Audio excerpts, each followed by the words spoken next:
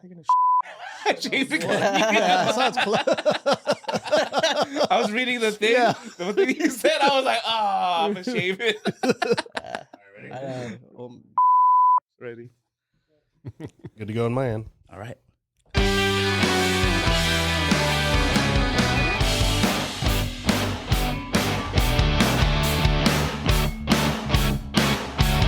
What's going on, everyone? This is Brew Shakur, aka Vice. Yo, what's up, everybody? It's Art. And this is Brian. And welcome to the Brewing podcast, where we're creating community connections through casual conversations. Episode 36. 36. This is our Wu-Tang episode, 36 Chambers. Please do us a favor and subscribe to the channel, our YouTube channel. It does help us out, the road to 500. On today's episode, we have Justin Lipford. Justin is a Chula Vista local, director of community engagement, and hope dealer. Let's welcome Justin to the show. Yeah, welcome. Welcome aboard, Justin. Thank you. Appreciate that pronunciation, Mr. Jason. Lipford. Let's cheers to that. So let's open for our drinks. All right, cheers. Yeah. Snappy. Snap. We got a Green Flash Brewing Company, hazy West Coast IPA. And don't you hate that when like Justin. the thing breaks and then you're It's the Can't Lord open it. telling Oh. Cheers. gotta quit. Oh, you want to Cheers. you. As long as I've known you, you've been a fan of the liquids. Yeah. I'm talking to you, Art. Oh, yeah. I actually have cut it down quite a bit though. I Yeah? actually, What? I usually just drink here for these podcasts and like Monday very through sporadically. Sunday. Yeah. Okay. Yeah. Good, man. Social drinking. It's fine. All right. Before we get to our guests, we like to read testimonials on the show. These come from our community members, taken from either conversations, comments, and or direct messages, aka DMs. DMs. This testimonial comes from Dan Andonius. Congrats, bro. Next thing you know, you'll be hitting 500K, referring to hitting 500 followers on Instagram. Yeah. Thanks, Dan. I Baby like the steps. optimism. Thank you. Yeah, we just hit 1K this year, so thank you nice. guys for the Nice. support. Oh, I didn't even know that. I told you that. I know. That's why I haven't been sharing as much. I was like, oh, we made 1,000? All right. All right, let's get back to our special guest, Justin. Let's get things going. Yep. Justin, you are a Chula Vista hardcore Yeah, man. representative. I love South Bay, man, but I'm born and raised in Chula Vista. You know, 46, born there in 1978. Lived there my whole life. For 1 year, I decided to move away. And me and my girlfriend, who's my wife at the time, we moved up to Normal Heights for a year. Okay. And it was tight, but Chula Vista's home, man. I mean, every ounce of Chula Vista just feels like a great place for me, and it's really taught me what I know now. Nice. Where was that one place that you moved? So Normal Heights, right off of Adams okay. Avenue. This is pre North Park popping off like it is. So this is probably about way back when. Yeah, probably about 16, 17 years ago. Oh, wow. Still a dope place to be, man. Yeah. But yeah, it was cool, man. But you know, like It's different.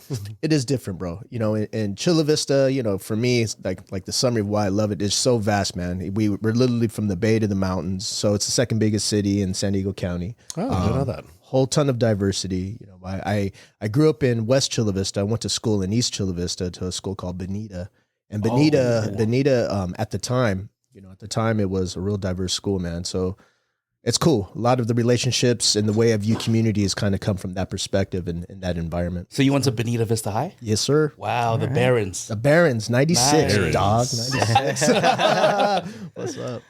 So let's talk about high school then. Yeah. Were you part of any like extracurricular activities? Yeah, you know, I played football. wow. I played football and that was cool. I got injured a lot though, bro. So, but I was like a football captain. That was kind of sick. What position? I was an outside linebacker. Oh, nice. Okay. So That explains all the injuries. Yeah, it was just always injuries, man. And you know, Yeah. I played soccer as well, but not in the high school. But nah, man, for me, school, I was like a C student. You know, like my parents didn't necessarily like emphasize school. They just emphasized hard work. My dad's blue collar. He had a small business, so I was working with my dad. Any breaks, you know, any summer breaks, spring breaks, after school, I was always working. So I really, really adopted like the blue collar working ethic through that experience. But yeah, bro, even when it came to college, dude, like I didn't take the SATs. I didn't even know about the SATs. I just knew to graduate, right? Like I just have to do this to graduate. And that was an interesting journey. Let's talk about football, and then we'll go into working with your dad. What did you like about football? Yeah, I was a captain, man. But I mean, honestly, dude, like I didn't play Pop Warner. I didn't do any of those things. I played a lot of street ball, and then my friends would always say like, "Oh, dude, you got to play." So I played, and it was cool. Like I enjoyed the hominess, the camaraderie. Yeah. I enjoyed feeling like I was something or was a part of my identity walking around school. Like that was great for the ego. But Part of the jocks. yeah, part of the jocks, right? Like we're always searching for that identity, right? Sense of belonging. Yeah, for sure. But yeah, it was just like a small blip in my world, I was, if anything, school for me was like my main focus, my main hobby was customizing cars. I was part of a car culture and a car club, and had friends that were part of cars. In fact, one of my better friends, his name's Pablo Rios. We went to high school. He actually is the dude that started Barrio Dog. Oh, what? In Logan, right? Actually, it just closed down, unfortunately, man. What? Yeah. But What was that? Like it was a gourmet Mexican hot dog, and it was done in the theme of the lowrider culture. Oh wait, no, I think I've seen that. Yeah. It was popping, man. He did an amazing business, man. He helped out the YMCA a lot. He was actually one of my first community partners to step up financially. So it was tight. Any plans on opening back up? I talked to him. He had opened another store in San Antonio, another Barrio Dog in San Antonio. So right now he's just really trying to decide what's the best business route for him. He's opened businesses throughout his career. That's kind of his thing. He's an entrepreneur. So when he comes back to San Diego, we'll touch base and see what's what. Nice. Yeah. So Is he still at the stadium? park? Yeah, the stadium. I don't know. I didn't ask him that because it was all via texting, and I didn't want to overwhelm him. But I don't know what's happening to his business model here in San Diego. But I will say, what a great example of someone that stays community oriented and is just down to help. Here's a little thing that I loved. I learned from him when we connected on the YMCA business tip. We went. I showed him some apartments. I showed him what the impact that we do, and we hung out for 2 hours. And any small business owner, you know, like every hour is spoken for. Like you're super busy. But when we met, this dude didn't look at his phone one time. He kept his phone away, and he just demonstrated respect of my time. And it's those little nuanced things, man. That I look at in people, and that was just a great example and illustrated his heart. Man, that's dope. Yeah. So you mentioned you working with your father in high school? Yep. Was that all of your high school career, or is that senior year? Man, bro, I've been working with both me and my younger brother. Like I said, my dad has a small business. We were working after school like every day. We would go sweep up the shop. And as I got older, we would do more things. So he was a glazer. So that means he put glass and mirrors up in people's homes and businesses. Nice. And, this is circa in the 90s. And in the 90s, there was a big aesthetic of mirrors being in people's homes. So every house had mirrors, right? Like wall of mirror. Wall of mirrors, for sure, brother. So I was helping him put up walls of mirrors all throughout the county. And I hated it. I hated having to do that because it was something like I got fired like 19 times from my dad, man. How does that even work? Yeah, it was horrible, bro. So Can I come back home? Yo, there was definitely that element too. Oh, but, no. What it did show me again during that experience, it showed me one that I definitely know what it looks like to work hard. I mean, this dude, he never missed a day of work as long as I've known him. Two, I saw his ability to communicate and connect with people of all backgrounds. So my dad, just a little small story is, he was born and raised in Tennessee. He came to San Diego when he was 17 and he was put in the military. He was in the Marines. So by himself. His mom, because he was a minor, he had to be signed in to go into the Marines. So he went in the Marines. Okay. He got out. And then, he was like a age youth, a transition age youth. He was 18 to 24 here in Southern California, trying to figure out his way. He had no social network. And long story, he got in a lot of trouble and he ended up getting incarcerated. And he spent most of his 20s incarcerated. And then when he would get out, he would get into various other issues. He substance abuse issues, problems with the law. All of that kind of stuff was happening back and forth throughout those part of his life.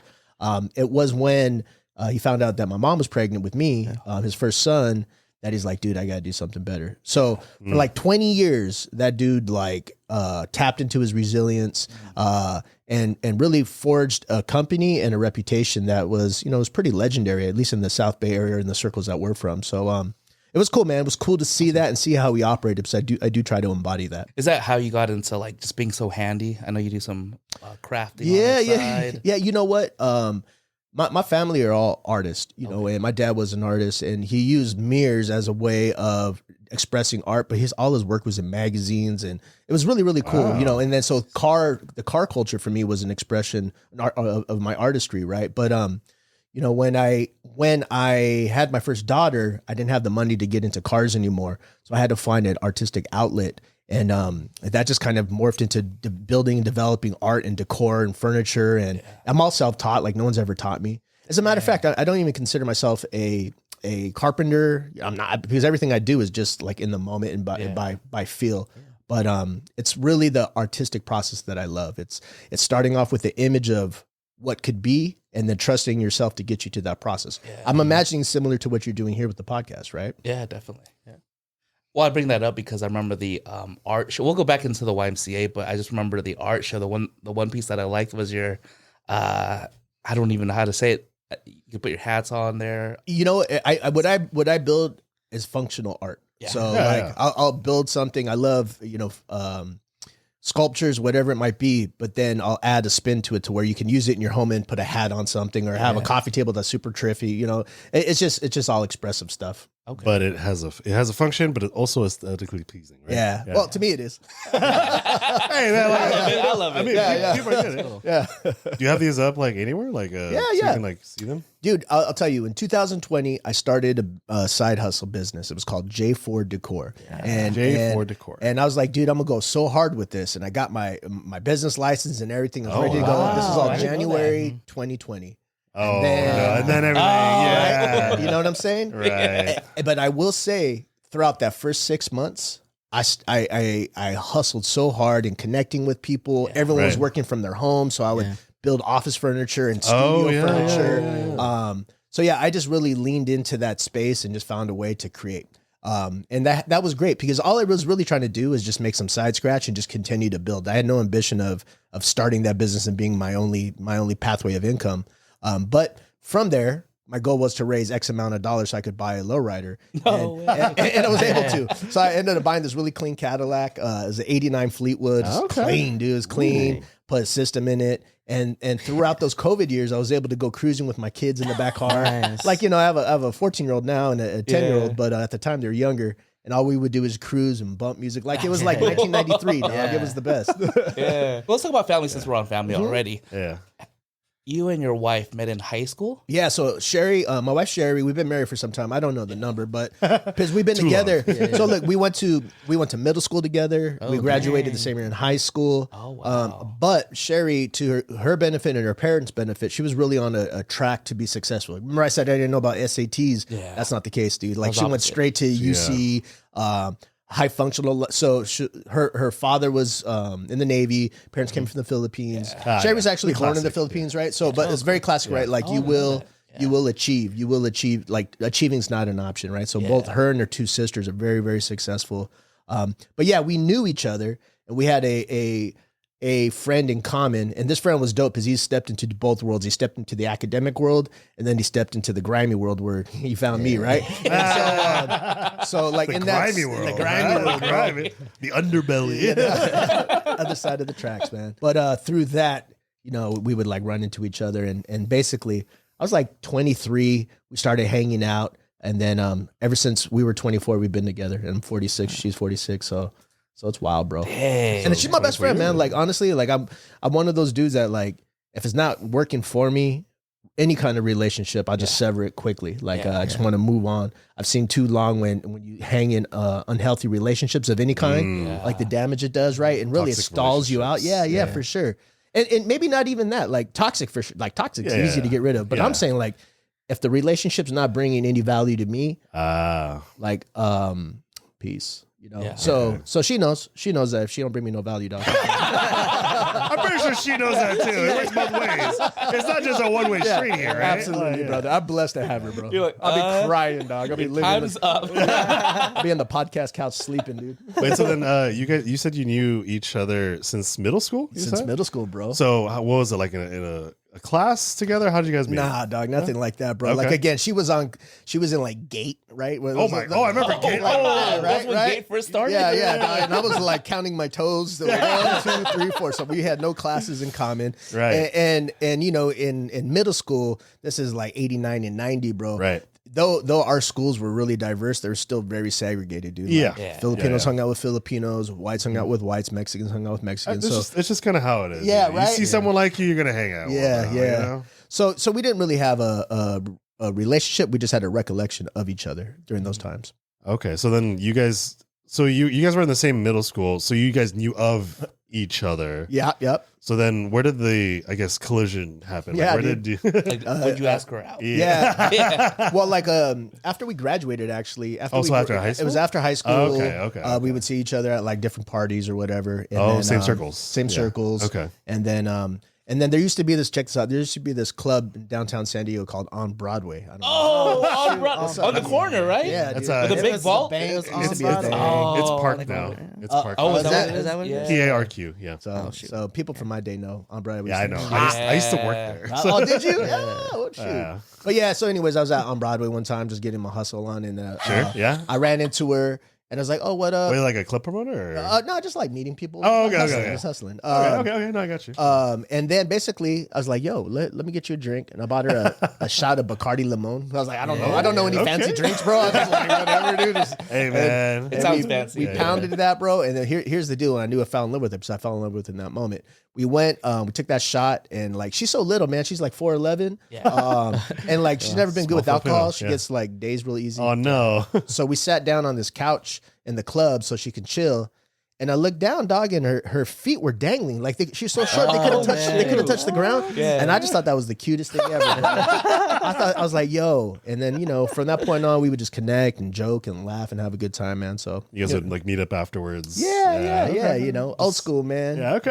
Yeah, that's how it's Dates. supposed to be. I asked her to be my girlfriend at a bar called Wild Woolies in off of Broadway. And Chula Vista. It was like a dive bar, dog. Slushies, right? I don't know if they had slushies. We were drinking like Captain Morgan, dude. Oh, whatever, got it. dude. Okay. Yeah. But I was like, yo, man, I love you. Do you say it like that? Yeah, pretty much. Okay. Be my girl. She's like, all right. When did you propose? Like, what did that look like? Oh, that was Propose to great, her? bro. So we had already, once we started dating and we were pretty consistent and getting to know each other, we were 23, 24, and like those years. Yeah. I was like, you know what? Like at that time, I just wanted a partner. I didn't want a wife. I just wanted a partner that I could share my wholeness with, the ups and the downs. And during that time, I had a lot of success going on one hand, but my own self-development was needing help. So I was having to invest in myself. And I wanted someone that would be non-judgmental about that, and she was so non-judgmental. She saw the strength in me. So I was like, dude, this is the one, dog. Like, what am I doing? So we moved in together before we proposed. We lived in a couple different places. Smart. And just really clicked. And so I decided to propose. I had a Forerunner. I sold a Forerunner, bought a ring. It was like $1,200, dude. Yeah. And then I was like, when am I going to give this ring to her? Well, check this out. You guys, San Diego, right? You remember the Chargers, right? Right. Yeah. We remember the Chargers. Right. So anyways, right, Sadly. we were watching, this is during the heyday of the Chargers, the 07, 08 years, right? Those golden Oh, years. yeah. We were watching a game on Christmas Eve, and all the family was together. We're all watching. And I was like, I went to the bathroom and I was like praying. I was like, God, give me a sign. Give me a sign when it's time to propose. So anyways, I come out watching this game. We're losing. But anyways, it turned out to be a Hail Mary from, I want to say it was Drew Brees, might have been still Phillip Rivers, to Vincent Jackson in the end zone. Yeah. It was against the Seahawks, I believe. He dove and caught it. And I was like, yo, dog, that's the sign. That's the sign. Yeah, we're losing. He got his miracle goal. All right, let's go. So I was like, yo, you want to be my woman for life? Did you say it like that? Really? No. Okay. I was like, I got on my knees and did the whole thing, man. And so we've been tight ever since, man. 2 kids, again, it's I get to have the relationship that my parents didn't have, and many of my friends did not have. Right. But it's cool because the line of work that I've been in for the entirety of my career in helping folks, I've been exposed to so much like positivity and great knowledge of what a healthy relationship could look like. So I've been able to instill that, man. And now we're just partners raising these kids and trying to do the best we can. We're growing old together, and she's my rock, man. Living the dream. What's the most rewarding thing for you for having kids? Oh, the kid route? The kid route. Because I didn't, kids wasn't really something I wanted to do, nor did she. So when we got together, we were like, let's just do the traveling, just live life, right? Yeah. Right. But then all her friends started getting knocked up, bro. So I'm like, oh, she's getting jealous. Like in a healthy way. Like, oh man, am I missing out by not doing that? Okay. So we're like, you know what? Let's do this. If it's meant to be, we'll give it a shot. So she's like on birth control, so she stopped taking birth control. Okay. And my dog, month one, Month one, bro. Little Jewel was born. Lucille Lipford, my daughter, man. The most rewarding thing, bro, is actually right now. Oh wow. You know, I'm in the period of their lives, my kids' lives, where I can have the relationship from a communication standpoint, from a experimental standpoint. I'm like, this is like one big experiment to me, you know. Here's another thing that I love too with my daughter. I'll get into my son. My daughter is so unique. She's so fierce and intelligent and savvy and sassy and strong. Where'd she get that from? you know what? Honestly, that's a great question, man, because it's not my nature. Oh, really? And it's really not my wife. She's really like her own soul. Oh, and okay. I've always been pretty unique myself, but for me, I wanted to give my kids the space to grow and be who they are without any kind of judgment, right? So, so I, like from the onset, dude, with my kids, like I'm fully transparent with them. They know everything about me. I try to model in the moments on how to be like that way with others, so they can like fully be who they are with my kids. Like even from the onset, I would say like, hey, do you have a crush at school or whatever? Like, I said, is like a boy or is it a girl? They're like, why you say that? I say, hey, because it doesn't matter, yo. It doesn't matter. Like I wanted to like model that from the onset, right? Yeah. So be open, yeah. And so I think the most rewarding thing now is with my 14-year-old, I can ask her questions about things that I'm wondering about life, and she gives me such great feedback. You know, like, and it's just so cool to see her starting to imagine what her world's going to look like and what her place in this world's going to be. And I'm like, dude, that's dope. Like, I didn't really have that. For me, my father just wanted to make sure I could live to be 18. That was his frame of reference growing up and kind of the harsh realities he lived in. So he's like, dude, if I can help my sons be 18, then they'll have a shot. For me, I'm like, heck no, I know my daughter's going to be a queen, bro. She's going to be doing so many wonderful things based on whatever she wants. Right. Yeah. But with the 10-year-old, the boy, now this kid I love, man. This kid is sweet and cuddly. Like, he gives me hugs, lets me kiss him. I love it, dude. His hair too. Yeah. It's all kind. Can you describe it when I text you? I was like, it reminded me of the movie with Charlie Sheen. Yeah, Wild Which Thing, movie? dude. Major League. Yeah. So maybe hairstyle he gets from me, right? But like he has like shaved sides. He'll have mohawks at times. Sometimes he'll look like Theo Von. They have like a mullet and bangs. He's always wearing hats. And this poor dude, That's right? cool. He's blind as a bat, dog. And we didn't know that until he was 5, dude. So like first 5 years. Literally blind, or just he needs glasses. He needs glasses. Okay. Thick glasses too, dog. Oh, Yeah, like thick Coke bottle glasses. frames. Bottle Yeah, frames. gotcha. Right, like when he looks up and that angle, his eyes like that big, you know what I mean? Damn. Yeah. Is he gonna watch this episode? Yeah, he's catching strays. He's catching strays. I give it to him to his face. No. But he's He needs the to be type of humbled. dude- It's okay.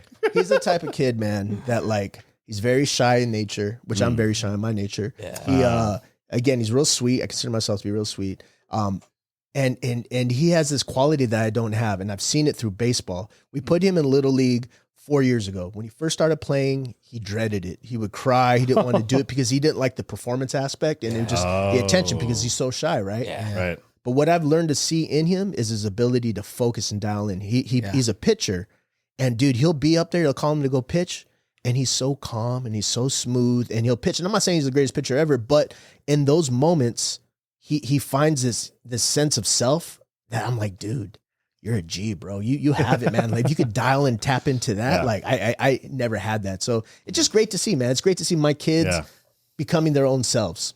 That's cool. So would you say your son takes after you and your daughter takes after your wife then, or? Because usually, kids like they usually take one after the parent. Or? I see more of myself in my daughter. I Oh, see really? more of her Okay. and me. Okay. Just she is a adventurer by heart, and so am I.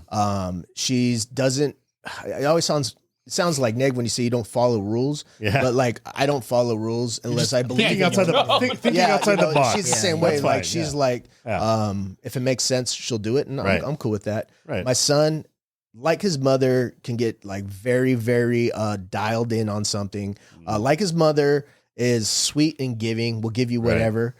So I think it's kind of mother son, father daughter type thing. Okay. Let me go back to your daughter, because this is I just sent you a DM.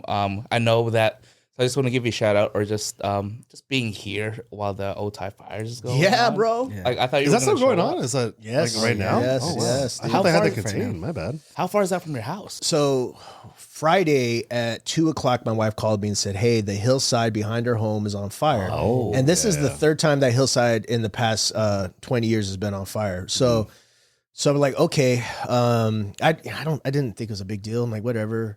And then I started seeing photos. I'm like, what the fudge? Like, this is looking- wild, dude. Yeah. Yeah. So I had an event I had to go to, and I had to skip that event. So I went straight home. And as I was driving home, I was kind of coming from like Claremont Mesa, and as I was Right. coming home, you could see the clouds off in the distance. Yeah. I was like, whoa, this is wild. Turning. So by the time I got to where my house was at, I mean, dude, you could see the flames. I'm like, oh, this is even crazier. shoot.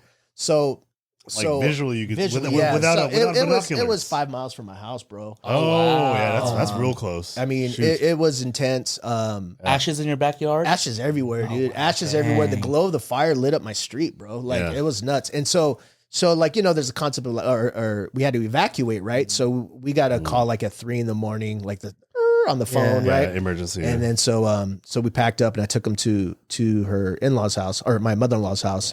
But it was wild, bro. It because I actually woke up to the sounds of other cars like fleeing. Yeah. Bro. Oh. So I was like, ooh, this is intense. Now, I wasn't worried because we didn't have the wind. So there's the hillside, then we have a big lake. And in order for those embers to cross, they need the wind to blow. Yeah. Right. But we're all kind of in our minds, we have the Palisades, right? That just went down. Yeah. So, but that was That's because of all those gone. winds, man. Yeah. So those Yeah. winds are brutal. We didn't have that. It was scary for a moment, but yo, big ups to Cal Fire, to see Oh, yeah. Fire, SD Fire. I mean, They're working over the clock. that was an immense undertaking, man. So now we're all good now, bro. Well, I brought that up because that text you shared, Oh, text you shared on dude. your What story, text? Oh man, it's your daughter's funny. text, right? To Yeah, you? yeah. So what happened was, right, like I said, we woke up, got the kids packed. We all took them and my wife and the dog to the mother-in-law's house, and they're there. And I said, I'm gonna go back and kind of just monitor the situation. Was going back, and I get a text from my daughter. She's like, "Dude, can you please go into my room and grab my fake eyelashes?" I'm like, "Yo, the house is on fire. You want to go she's grab 14, it?" yeah. I said, "All right, fashion first. I'm down." I mean, like I can see in her mind, you're there already. It's not that Yeah, bad, for sure. I guess. For sure, but it was cute. It was inside to my daughter, dude. She's super cool. That's funny. It's like fire over there. It's like, hey, can you just get my? Yeah. How is it now with the two cultures coming together? Your family, like, Yeah. is there any like similarities that you kind of see? For me growing up, so my mom is Mexican and Yaqui Indian. I didn't know that. Her dad came to the United States in World War II during something called the Brosetto Act, where the United States provided citizenship to migrants who were going to do like farm working. Oh, yeah, right? okay, So that's how that my era. grandfather came down here, and then he met my grandmother, who's Yaqui Indian.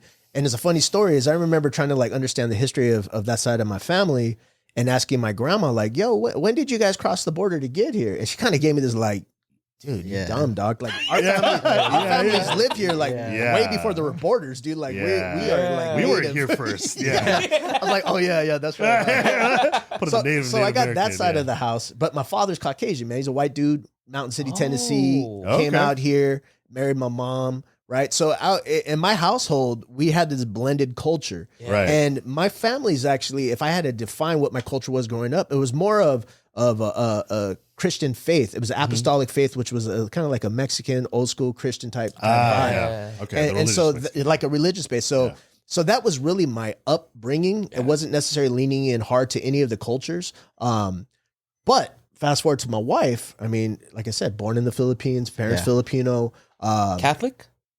Okay. Yeah, all of that, right? Like I went to my first Catholic church. That's cool. It's only 1 hour long, bro. Like, I'm like, yo, I could do this, right? 1 hour long. Wait, compared to what? Your church? I'm Like- talking church growing up, dog. We go in at like 7:30 for Sunday school, like a and then full day. and then Wait, 11 o'clock. Which we faith always- is this? It's apostolic. Oh, apostolic. Okay, Yeah, I missed yeah. that. Sorry. So we be out by like 12. Then you got to wait with your parents as they socialize until like 1:30, 2 Right. o'clock. And by then, like football's already started. It's over.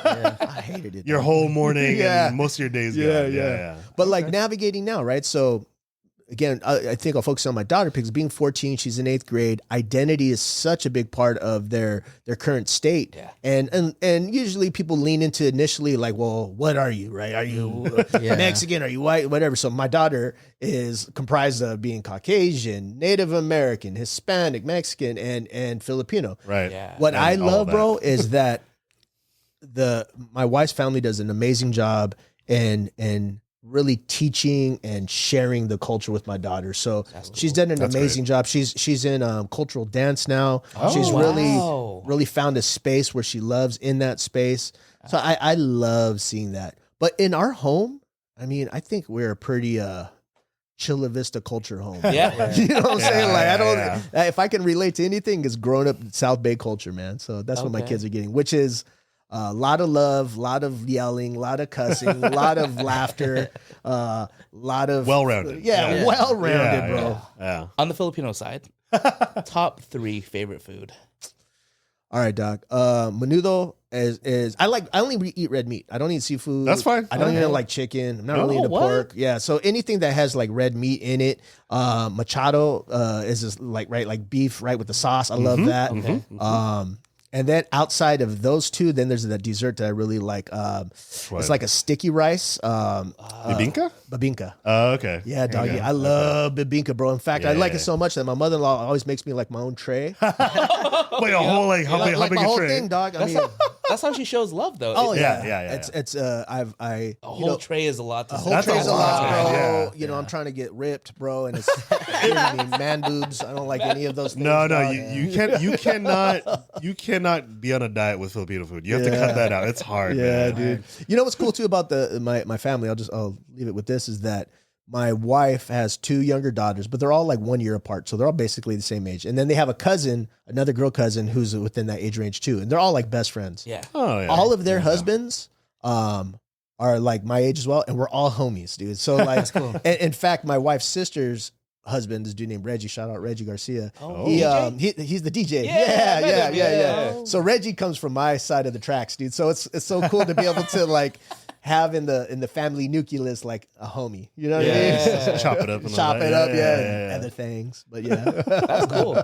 Let's get into the social services side because I know you spent 25 years. Yeah, dude. You started off with South Bay. Mm-hmm. Can you share us that experience? So you went from before getting to South Bay, where were you? Oh, dude. So look, like I said, I wasn't really going the college route, but I Right. did go to a community college, Southwestern College. Hey. I signed up like the day before it started, right? Like I did. Sounds I like did- Justin. Yeah, like I did the tests. You know, I remember I did the test, and then specifically the math test. I did that test, and when it was over, I was like, yo, I killed that, bro. I'm a freaking genius, dog. Yeah. When I got the results, I was in this math called Math A. Math A, what does that mean? That's probably like the brilliant ones, right? Yeah, And I remember I 'cause it's walked the into top A. Yeah. It's like, oh man, I'm gonna be like with all these smart people, right? And I walked in and I looked at my classmates. I'm like, oh, this is definitely, this is definitely Based off not what I was thinking. Yeah, just off looks. Wow. I was judging the cover of the book, and I was right, dog. Oh. But yeah, so I'm in school. You know, like I my first semester, like everyone when they first in community college, like you drop out or fail or whatever. Dog. I had that issue. I went back again. Right. And then what I would do during school is I wouldn't go to class just like it was high school, and I'd end up like hacky sacking. And I had a bunch of homies that we would just like hacky sack. Oh my God, and hacky kick sack. it. And then like in the circle, this one cat came up and he's like, "Yo, I just got this job. I'm doing this thing called street outreach." And I'm like, "Yo, what is that, man?" He's like, "Bro, we just go out into the streets of South Bay and we connect with the other youngsters. And if they're experiencing hardship, we just invite them to come to the organization, to the drop-in center, right? Or whatever." Wow. I was like, "Bro, I've never in my life wanted a job that had purpose, but this has purpose and I'm down, bro. Right. So how can I get my foot in the door?" And long story short, I got my foot in the door at this organization. At the time, it was referred to as South Bay Community Services. Now they just go by SBCS. Yeah. You know, so I'm in the door. And when I got in that job, it felt like I was on a career track. I was like, dude, this is something big. Because prior to that, I was working at like a place called Cal Stores. It was like a Sports Authority type of clothing store, right? Yeah, like retail. Okay. I worked for Nothing wrong with AT&T retail. Yeah. selling cell phones where it was only commission, and I worked every day for 30 days. I didn't sell one phone, so I made no money. I got clowned on by everyone, right? So like, I was like, dude, I don't want to work with my dad because I keep being fired. Like, what am I gonna do, right? Like, what am I gonna do? So when I found this job, it just like felt right. got my foot in the door, found your calling. and within that first year, bro, that they lost funding for that position, but I guess I made a good mark because like, dude, we don't have this anymore, but we would love for you to go and go to elementary schools and teach kids about gangs and gang awareness, and not to get in gangs. Yeah. I'm like, dude, I'm so down to do that. I mean, I wasn't a gangster or anything, but I was around it. But I'm like, you know what? There's like this curriculum, you just teach it.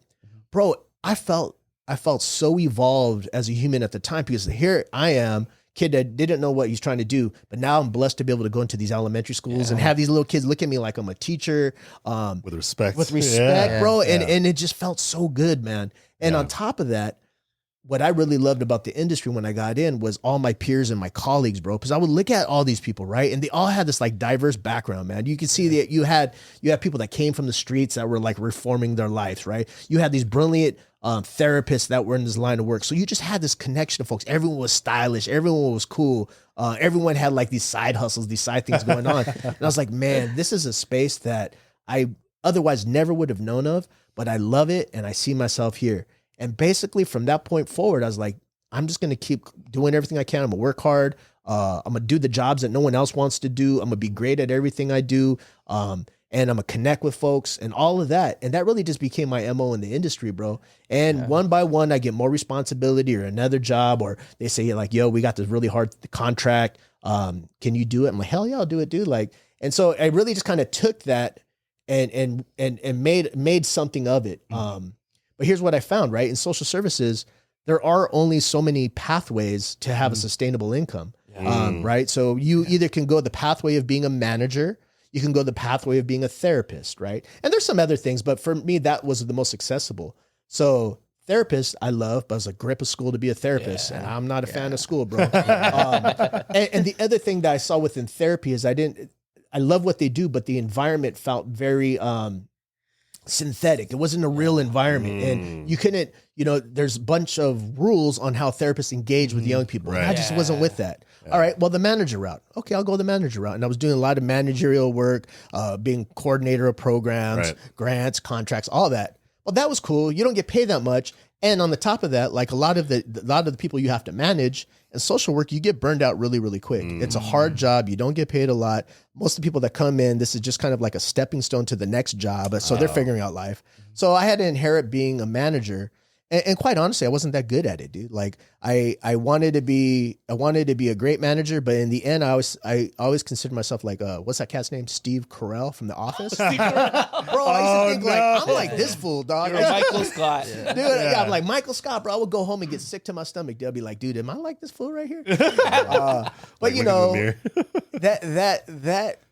that showed me some things. And I had some really cool jobs during that initial phase of my life. I worked for another organization. I was a substance abuse counselor at a methadone clinic. You guys know what methadone is? Yeah. Right. So I was a substance abuse counselor at this methadone clinic.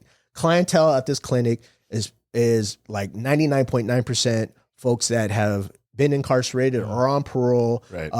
So, like some some hard folks, man. Yeah. But bro, in that environment, I excelled, man. And in that environment, I really learned the ability to connect with folks, because if you can connect with someone that has deep pain, deep trauma, kind of masked by anger and bravado, but create a space to where, like, bro, I would be crying with my folks, man. Like just talking about the pains of being addicted, the pains of being in cyclical poverty, right? Yeah. Right. So from there, man, I was like, you know what? Let me take the skill set and continue to polish it. I got a phone call from someone that works at the YMCA, and they're like, look, we kind of knew each other for some collaborative work. Like, check it out, man. If I get this opportunity, I'd like you to come from this organization to work for me at the Y. And it was to run a transitional living program. The name of the program is called Turning Point. And the lady's Krista, right? So shout out to Krista. She's a G, dude. I loved Krista. So Krista's like, yo, can you make it happen? So I said, cool, just let me know. She hit me up maybe 6 months later. An opportunity came. And at that time too, I had to decide, like, do I leave an organization where I'm senior? Yeah. I have plenty of relationships here. I could just be here, be comfortable, kind of eventually grow. Or do I take this chance to go to a bigger organization with a bigger recognized brand and to further help understand who I am, my skill sets, and what I want to do? And I just trusted my instinct. My instinct was like, go to the Y, man. There's going to be something there. Mm-hmm. So I came to the Y. Man, that was like 5-6 years ago. No, I'm sorry. 10 years ago. Yeah, it was 10 years ago. It was 10 years ago. Actually, 11 years ago because my son's 10 now. Yeah. Came to the Y and I was managing that program, bro. And it's been dope, man. I mean, it's been a great introduction into the world of what we do. I met you about 11 years ago because I came in July. I think I met you at a Christmas party. I mean, I remember the parties at the Legion for sure, dude. Yeah, probably, right? You know, because I do remember you coming aboard because you were also heavily tattooed. Yeah. And at that time, like, there was only myself and Monty. Remember Monty? Yeah. Yeah, right? It was funny, too. Even when I came to the Y, bro, like, I already started getting tatted. And when Krista had connected with me about the opportunity, I was like, hey, I want to ask some questions. I want to connect first and talk. And then so we connected and I had like 2 questions for her. Like, question 1 was like, you know, what's your marijuana policy, right? Because I was curious. I was curious to know where the stance of the organization was at because, you know, like I am a marijuana advocate. I'm a marijuana user. I've been my whole life, right? So if that's not going to work, it's not going to work. She's like, don't trip. Don't worry about that. I said, all right, cool. Question number 2 is how does your organization feel about tattoos? She's like, you know what? She's like, it's not really a big deal. Like, no one really trips on it. And she referenced this guy, Monty. She said, Monty has tattoos. I said, all right, work. Because the organization I was at, bro, like, I couldn't have anything shown. And I've known from the time I was young, I was going to be heavily tattooed. So anyways, got the job. And my second week, I got my hands tattooed. Within the month later, I got my throat tattooed, right? So like, and now like all, you know. Well, you know what the crazy part was? When I met you, I didn't have my tattoos out. So my first year, when I got into it, I came into it, and there was few men in the workspace. Yeah. And then I was like, you know what? I'm gonna come into the space because it's the Y. But I also grew up with it as like this is a gym, but it's also connected to like this Christian part. Yeah. So I came into the space. And it was July, and I was wearing a button up all the way to my neck and all the way to my like an essay. Bro. Yeah, and I had it covered up for a year because I didn't want people to judge me. I wanted them to see my work first and then judge me. There you go. And then so when I met you, I was like, wait, you can have tattoos in here, you know? Yeah. Roll it up. Yeah, and then my second year, I let it go, and everyone was like, what? You have tattoos this whole time? Yeah. And I thought that was cool that you could do that in the space. And I think since then, I remember the conversation we had. I forgot what the question was, but you asked me about, like, what does this work look like for you? And I said, I feel like this is like my craft. I'm crafting something up. And it's like a skill that you're continuing to work on. 11 years, we're still in this work. And we've been doing that. So I do appreciate that because in those spaces, too, I was able to come to you for mentorship. When I first started as a supervisor. And I think that really helped. Just having that space. I appreciate that, man. And I'll say, even like seeing art now, dude, that's dope because, you know, we all shared space at the Y. And you're right. Number one, our industry is female dominated. And that's kind of historically been the case, which is cool. I love it. So when there are some fellas, right, I've always had a tendency to want to like be cool and like draw them in and just find a way to have that camaraderie, right? And kind of like, create a culture to where even for the fellas, like they can feel comfortable growing in their own skin and even like little things like taking on their own mental health. You know, if you know me, I'm gonna talk to you about like mental health and well-being within like 3 minutes of a conversation because again, regardless of the industry itself is very, very stressful. But then on top of that, life's stressful, man. So, you know, I think we all come from cultural backgrounds where for men, mental health was not a focus. You know, I know in my home it wasn't. I know even when I went through therapy in my early 20s, like I was kind of looked down upon in my family. Like, why are you doing therapy? Like, we didn't mess you up. Like, I'm like, you don't know that. You don't know that. But whatever, right? Like that was just kind of like there's this initial digestion of, and there's a lot of history as to that as well. Like why you cannot appear to look weak in any way in a non-dominant culture, right? Like, you know, you just can't because that can eliminate opportunity, and which can take away from your family. Can we talk about the evolution of, so you came into TLP.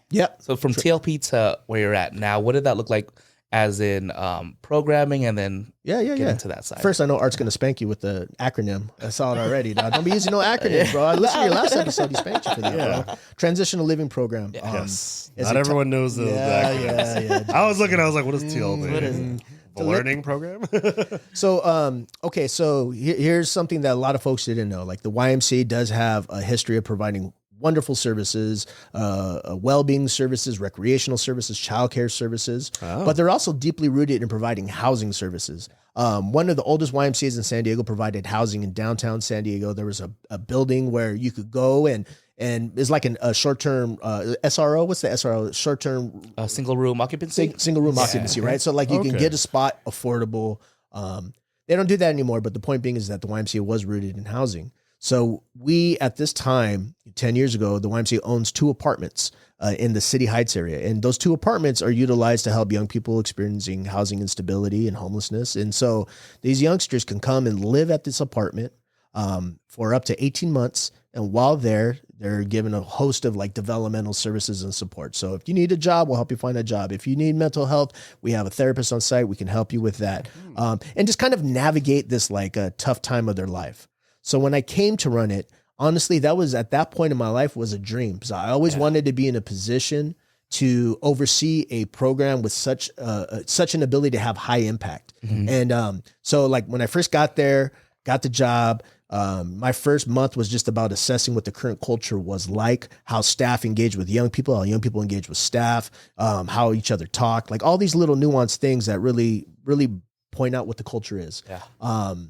And, you know, but while I was there, there's some really good things that they were doing, but there's a whole bunch of other things I'm like, I think we can start fresh. One of those being like a simple thing is when you join a program, you got to sign some rules, right? Some things saying like whatever, like, you know, confidentiality, all the different things. Yeah. Well, bro, at that time, when I first saw that book was like thick, bro. It was like 45 pages, 50 pages. I'm like, dude. They expect you to read that before you sign it? Exactly. And also within moments of trauma because you're facing housing instability, right? So I was like, okay, this is going to be easy. We just kind of threw that out the window. Like we could start, let's start fresh. And one of the ways we can do this is let's build this together with our young people. So I invited all young people. We created guidelines. It was like 3 pages on how to be successful in this program. Right. And what I would always tell every young person, I said, listen, my job is to give you the best possible experience you can have. You're going through a hard time. My team is here to be in your corners. However, this is a relationship. And part of that relationship is like, there's an expectation you got to also put in. And on top of that, I have kids at home. I'm not trying to get phone calls like in the middle of the night because you're wilding out and going and doing things you shouldn't be doing. Like that was important to me. And you know, that fluid conversation really set the tone on how these young people can thrive. And so I love the experience. I mean, it's full of joy, full of sorrow too. A lot, you know, you're in this line of work, man. You lose kids to suicide. You lose your kids to homicide. You lose your kids to cyclical poverty. And, you know, it just a lot is constantly happening. So it takes a toll on you. And I think for me, I was able to give it 5 great years. And then I got to a point where I was burned out. Yeah. And I was like 40 years old, bro. I'm like, what the heck am I going to do? If I don't do this job, I think we've all kind of been in situations like, if I don't do this, what the heck am I going to do? Right. Am I going to do side hustling the rest of my life? Am I going to like work at Lowe's or Home Depot in the garden section? Because I love plants. So like, I don't know. But what I did see in that moment of pressure, I was like, okay, let me just do an inventory on what makes me me. What are my strengths? What can I bring to the table? Yeah. And then also, if I look at the organization, how do I think those skills and talents could help better the organization?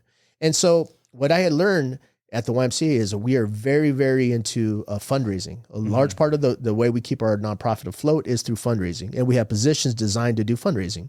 I said, you know, I've never been trained in fundraising, but in my time at the Y, I've seen how it works. I was like, I think I'll be great at this. I'm a good storyteller. I connect with these young people. I can champion the stories at all times. Yeah. And on top of that, like, you know, pretty damn good at creating relationships with folks from all walks of life. Yeah. So maybe there can be an opportunity. And so I kind of wrote my job up and presented it to my boss at the time. And she saw value and she said, you know what, let's give it a shot. Let's try it out. And I first started fundraising, bro, just like I first started my little side business in 2020, January 2020. Bro, I had to start fundraising in 2020 in our lifetime's most wild experience, right? And so it was difficult, man. You know, like where people work from home during COVID, every day I worked out because you can't get money from your house. You got to go out into the community. You got to go out and meet people and find people that are comfortable meeting in those circumstances. So that first year was very hard as a fundraiser, but I learned more about myself during that time. And I think that period in life has cultivated a path for me now that otherwise I never would have embarked on. And your title was the same? My title at that time was Director of Community Engagement. That was initially. So at that time, I was the Community Engagement Director for the smaller branch of the YMCA, Youth and Family Services. So YMCA is constructed of a multitude of branches that we call branches, right? It's just divisions. And we have a small social service division that's been doing great work for over 55 years. And so I was fundraising for that division. But it's crazy too, man, because fundraising, I'm telling you, it's hard. Whenever you gotta be comfortable asking for something, and I have no problem asking. I for anything. So that was easy. But then two is you got to have a network of people you can ask. Yeah. And I have some of the richest spirited homies on this planet, but they ain't got no money. So I'm like, dude, where am I gonna go? Where am I gonna begin? Well, my theory was the work that Art does, the work that Jason does, the work I've done. That work is so powerful and also so entertaining, right? Like you learn all these wonderful stories. I was like, if I can get those stories out into the community's eyes, I'm gonna have people coming to me wanting to donate, opposed to me having to go and find them. And with that theory, it worked. So I just became like a big storyteller and found like that's when I started using social media to tell these stories and show these insights. Like prior to that, social media for me was I would do that. I was always the guy that would like take pictures with participants and when they're doing good, highlight their work. But it's when I started cultivating an audience of people in different sectors, business sectors, nonprofit sectors, small business sectors, right? It was when I started doing that, I saw that, man, they really love this stuff. Yeah. And if I can get them talking, then that means that someone else is going to hear. And if someone else can hear, maybe they're going to approach me with wanting to share their resources. And that's kind of been my skill set and my strategy ever since. Oh, nice. Let's go back to burnout.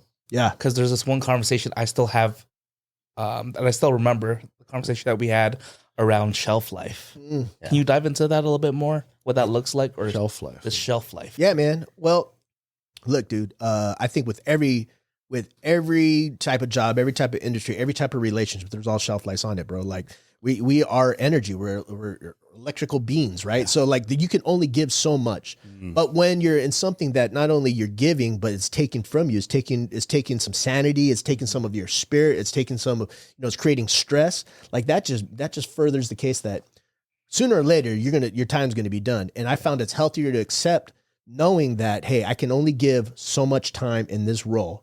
So I've always been upfront with folks. Like, I'll give you like 3 solid years. Year 1, I'm going to be figuring out. Year 2, I'm going to be killing it. Year 3, I'm going to be looking for my next opportunity. Yeah. Like, that's just how it's going to be. Mm-hmm.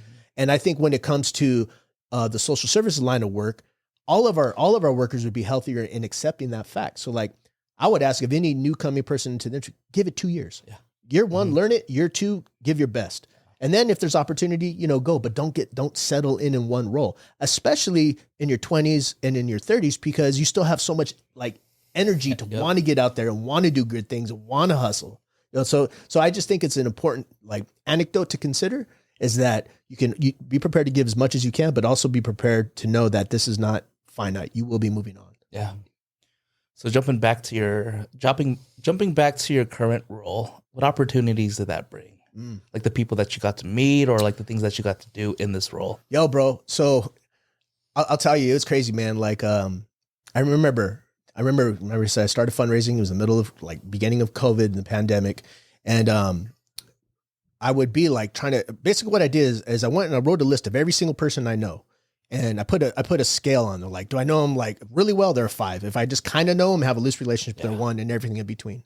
And then I kind of like analyzed it, and I just reached out to every single one. And I would reach out to them, and I was like, dude, I got to come up with some kind of gimmick to get them excited to help me raise money. So I started this thing called Hood Heroes. I was like, yo, do you want to be a hood hero, dog? You down? It's kind of recruitment, yeah. You want to get jumped in? You want to get jumped in, fool? And so I would reach out to folks, and we sit down and talk business, and I'd be like, yo, here's this thing called Hood Heroes. They like giggle and laugh, but it kind of like match my aesthetic, I guess, right? So they're like, oh, it makes sense. It's on brand. And so basically folks would just like be a part of it, and then they introduced me to folks. So anyways, check this out. One day I'm at home watching Judge Judy, dog. During pandemic, Judge Judy is the best TV ever, dog. So Daytime TV. Daytime TV is amazing. You're not the first guest that's bro. Shout out Judge Judy, dude. She's a. Those cases are crazy though. How can you take someone talking to you the way she talks to you? Like I think I would. They wouldn't air my episode, dude. Don't talk to me like that, lady. That's beside the point. Yeah. So you're watching Judge Judy. I'm watching Judge Judy. And I get a phone call, right? And I pick the phone. Hey, this is Justin. How can I help you? Hey, hi, Jesse. This is Jerry Navarra. We have a mutual friend in common. He told me what you're doing through this Hood Heroes thing and to help young people get off the streets. I'd love to be able to help. And I'm like, oh, shit. I told my wife, yo, dude, it's freaking Jerry Navarra. Jerry Navarra is the dude that owns Jerome's Furniture. So like we've seen him on TV forever, right? Oh, the actual Jerome. Yeah, Wait, Jerome. He's not Jerome? No, he's Jerry. That's Jerry, yeah. Okay. Yeah, dude. So I was like, what? I was bugging, dude. I was like, this is crazy, dude. I was even telling, I was like, bro, I've been watching this as a little kid. I saw the commercials. Yeah, I saw the commercials, dude. And so he became a friend, man. And that was just like one of those examples of like people networking. Oh, we're 2 degrees from Jerome. Yeah. Jerome, Sorry. To this day, sponsor the still pod. Yeah, So, you made friends with them, they donated to the apartments. They love that. donated to our solidarity journey. So yeah, man, like, I mean, there's a lot of these kinds of like circumstances, but I feel comfortable knowing that I can look on my phone, bro. And like, I have, very, very beautiful relationships from diverse areas, man. I got relationships with like most politicians here in San Diego, like a text and connect and laugh and joke. And I just am who I am. With most media outlet folks, I have friendships with different folks in the media, right? A whole vast business sector folks. And social service world, so I love knowing that, but only reason that's even like they're connected to me is because they know what I'm about. And I've always been about giving people a chance, however that looks. Like I firmly believe that my time on this planet is really about helping others. And I lean hard into that. People trust that. And from there, we were able to do really cool things. That's cool because I look at it as like, man, Justin's kind of going off-roading with this social work thing. Like, and I think that's the part where I'm like, oh, we can do that. Okay. we can do that. Like, I didn't know that. Yeah. It's funny you say that, man, because again, I don't ask, dude. I just do in a respectful manner, right? Yeah, like so in my time in my, like this chapter of my career of doing fundraising, it's been really awesome, man, because I've gone from being the fundraiser for like a region of the YMCA to being in the corporate office. I've advanced them in the corporate office, and I'm tasked with raising money. I'm tasked with being a cultural ambassador of the Y. I'm tasked with ensuring that the organization is looking at best practices regarding staff well-being. Do a lot of things around that, right? So Jason's comments on my, like, I do bike rides for the community to be a part of. And so in doing all these things, I find that like people love the fact that I'm kind of a free spirit, free bird, and I just kind of stick to who I am, and I don't try to do anything. I just do, and people respect it. So even in the corporate office, bro, everyone's wearing suits, dog. Like I'd be dressed outlandish, you know what I'm saying? Dude? Like somebody else wear short. I mean, it just doesn't matter to me because it's not. Those are old qualifiers of being a professional in my world. To me, it does come down to your work ethic, to your consistency, to your responsiveness, and really to your desire to bring value. And that's what I'm made of. And it's cool seeing someone that looks like you doing this work and modeling it. Yeah. So that's the cool part. But I know you talked about the solidarity journey. So what is that? And how did that come about? So we at the YMCA have an annual campaign referred to as the Solidarity Journey. The Solidarity Journey is a fundraising. It's a fundraising campaign. It's also an awareness mechanism for young people experiencing homelessness. So I've been connected to youth homeless work virtually all my career, one way or the other. And throughout that period in time, the thing that always struck me is if you have a conversation with your average common San Diegan, not connected to the work, but just in general, and you talk about young people experiencing homelessness, for the most part, they're clueless. It's an issue you're not really, unless you've experienced it yourself, you're not really connected to. And so throughout the years, organizations through collaborations of trying to do work to be able to create that awareness and bring that light to the issue. And I was like, I think there's a opportunity to be innovative in that space. So 4 years ago, myself and a team of folks, we got together and we designed the Solidarity Journey. Solidarity Journey is basically starting at one point on the map and over a series of days, walking, bike riding, and taking public transportation to get to the next point. So we'll start off in Oceanside, and over 3 days, we'll make our way down to the border. And while we go, we'll spend the night at different YMCAs and have community rallies for folks to come, learn about the issue, learn about the why, and learn what the why is doing with that issue. So it's a really cool thing. The first year we did it, my theory was, if we do this and we get the media going, we'll find new donors that want to invest in our work. And sure as Shinola, we got to a place where we had a donor come say, hey, I saw you guys on the news. I'm really interested in this work. Cool. Yeah. And we ended up getting a $75,000 donation from that donor. And he's become one of my best friends in this kind of work. Wow. So every year we do this, my goal is to do something bigger and better or different and unique, not to do the same. And so, year one, we just did San Diego County. Year two, we started in Long Beach and then made our way down to the county. The third year, we started in at the border, and we made our way up to Sacramento over 7 days. Wow. Super dope, right? That's crazy. And then last year, we just concluded in November. Last year was my favorite so far. We started off in Tijuana at a YMCA that works with young migrant youth. So we started there. We were able to highlight the work that they're doing.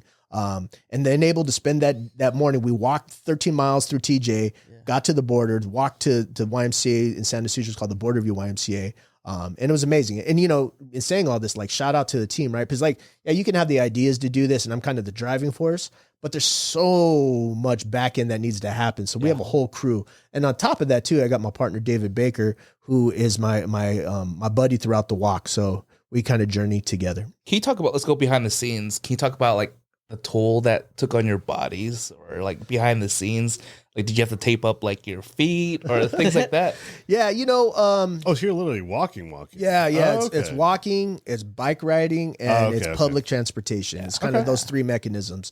Right. This year we actually did more walking than we have. Yeah, it's just prep, man. I mean, it's the right shoes, right socks type vibe. Yeah. The hardest part is preparation and raising money. So this year we had to go, and I had to connect to find sponsors to pay. We hadn't done sponsors prior to this. So we had some sponsors, able to get some major donors. And so we raised over $200,000, bro. Wow. And it was very successful. I think it's telltale, man. It shows, again, going back to the theory of more people know about the issue and it's presented in a dignified, awesome way and kind of entrepreneurial way. People are going to want to be a part of it, right? But the other part of it is this is a cultural influencer. This is showing light on the folks that are doing the work every day, and not just at the YMCA, but throughout our region. There's other organizations doing this work, so we really have them as being a part of this this illustration. I know last year, so San Diego was hit with big rain, and it hit hard in the southeast region. Yeah, man. We had the floods almost a year ago. Yeah, and I know you were on the ground working with the community. So can you share that experience with us? Yeah, for sure, man. So January 22nd, 2024, man, is a Monday. Probably atmospheric river is what they called it. Atmospheric water just poured down on the entire county. Yeah. And in areas that had proper drainage and the civic engineering and all that was working to get the water out to the ocean, people did well. But in Southeast San Diego, so Southeast starts on the west side from the Shelltown area, and it goes all the way to really the 125 out through Skyline. So it's a vast corridor, big area.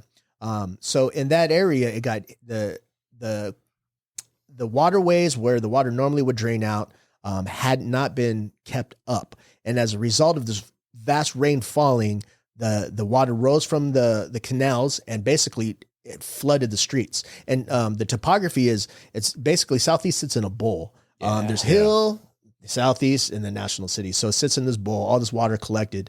And in a matter of an hour, several hundred folks were flooded out their homes. In fact, I knew a lady who had shared with me that I had asked her, when did you know that the rain was coming to the house? She said, I woke up with my bed floating across the room. What the heck? I was like, whoa, it's so quick. So that rain happens. Maybe you might remember some of the imagery on Instagram. Cars floating down, right? Like a trailer, right? Yeah, trailer was it was intense. Yeah. So in that community, we have a YMCA location referred to as the Jackie Robinson Family YMCA.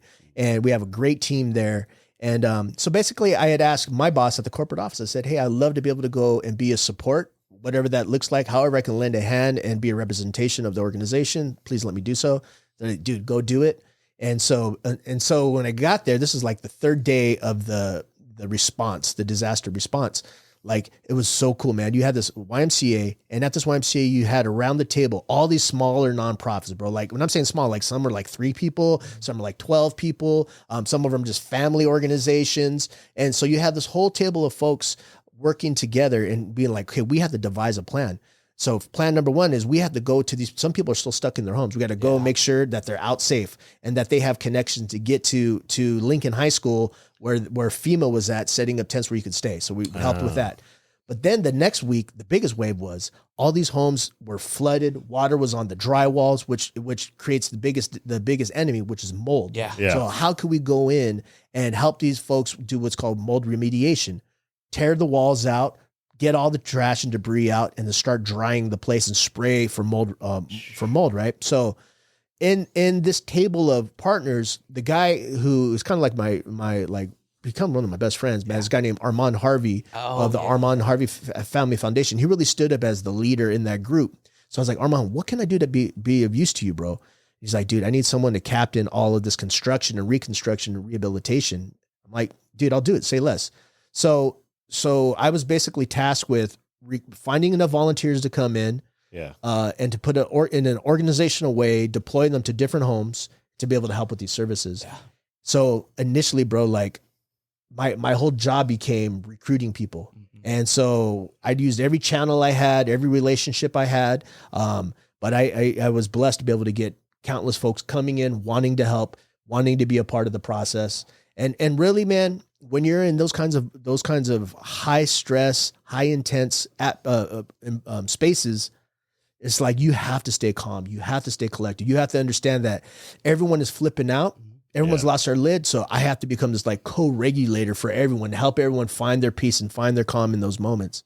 And that became like my life for about 6 months, man. Yeah. Wow. It was intense, bro.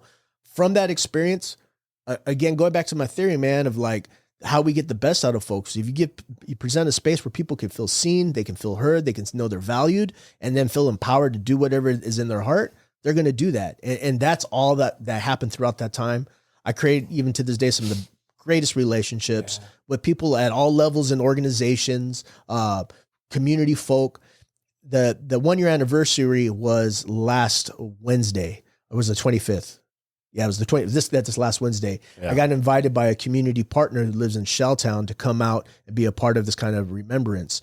And it was just so nice to be there, bro. And it was so nice to be in a community, see community. Like when we say community, right? Like sometimes that word can be used in a marketing sense, but like when we think of folks having commonality, being connected to each other and wanting the best for each other, that's the space I experienced, man. And it's brought nothing but value to my life. Shout out to Armand Harvey, right? Yeah. Because I saw him at the MLK breakfast. Yeah. He received, what was the award? The Martin Luther King Dignity Award. Yeah. Oh, okay. He received it in front of the community. I think they had 1,000 plus this year. Yeah, dude, it was crazy popping. Yeah. You know what's crazy too, man, is Armand, to speak about like what leadership looks like. Yeah. You know, Southeast, there's a long history of Southeast folks, and mainly it's a Black and brown community. Historically, it always been. And this is a community that for the most part has felt unseen and unheard and unvalued, right? Yeah. And so when this disaster hit and these floods hit, a lot of these folks were terrified, thinking that no one's going to be there for them. Yeah. So in that moment, they all start calling folks from the community that can have their best interest in mind. And that was Armand. They all started calling Armand. And so Armand was put into a position of leadership by folks who believed in him. Mm-hmm. And he's carried that responsibility to this day in helping folks get back to their homes. But let me tell you this. In that first initial wave, he was going into flooded homes. People are getting electrocuted too, man, because, you know, electricity, right? All these things are happening. You know, he was doing all of that on top of fighting a system of bureaucracy that has not seen him. And so he's been doing that. Bro, he ended up getting really, really sick from being exposed to those waters, dude. Floodwaters. He had sepsis. He had sepsis. Oh, dude. My God. He thought he was going to die, bro. Like there was a moment of time where he was doing so bad that we thought we were going to lose him. Yeah. That's crazy, bro. Yeah. But regardless, he did, even in sickness, he was still the person that the community can count on. And it was just a beautiful story. So a year later, how's that area kind of looking? If you had access to resources and if you had flood insurance, you're back in your home. Okay. If you had a home, if you lived in an apartment and your apartment was flooded, more likely you lost your opportunity, because apartments are then using that as an opportunity to reconstruct and charge higher, because these were affordable. Like, we're in the last affordable places of the city of San Diego to stay at.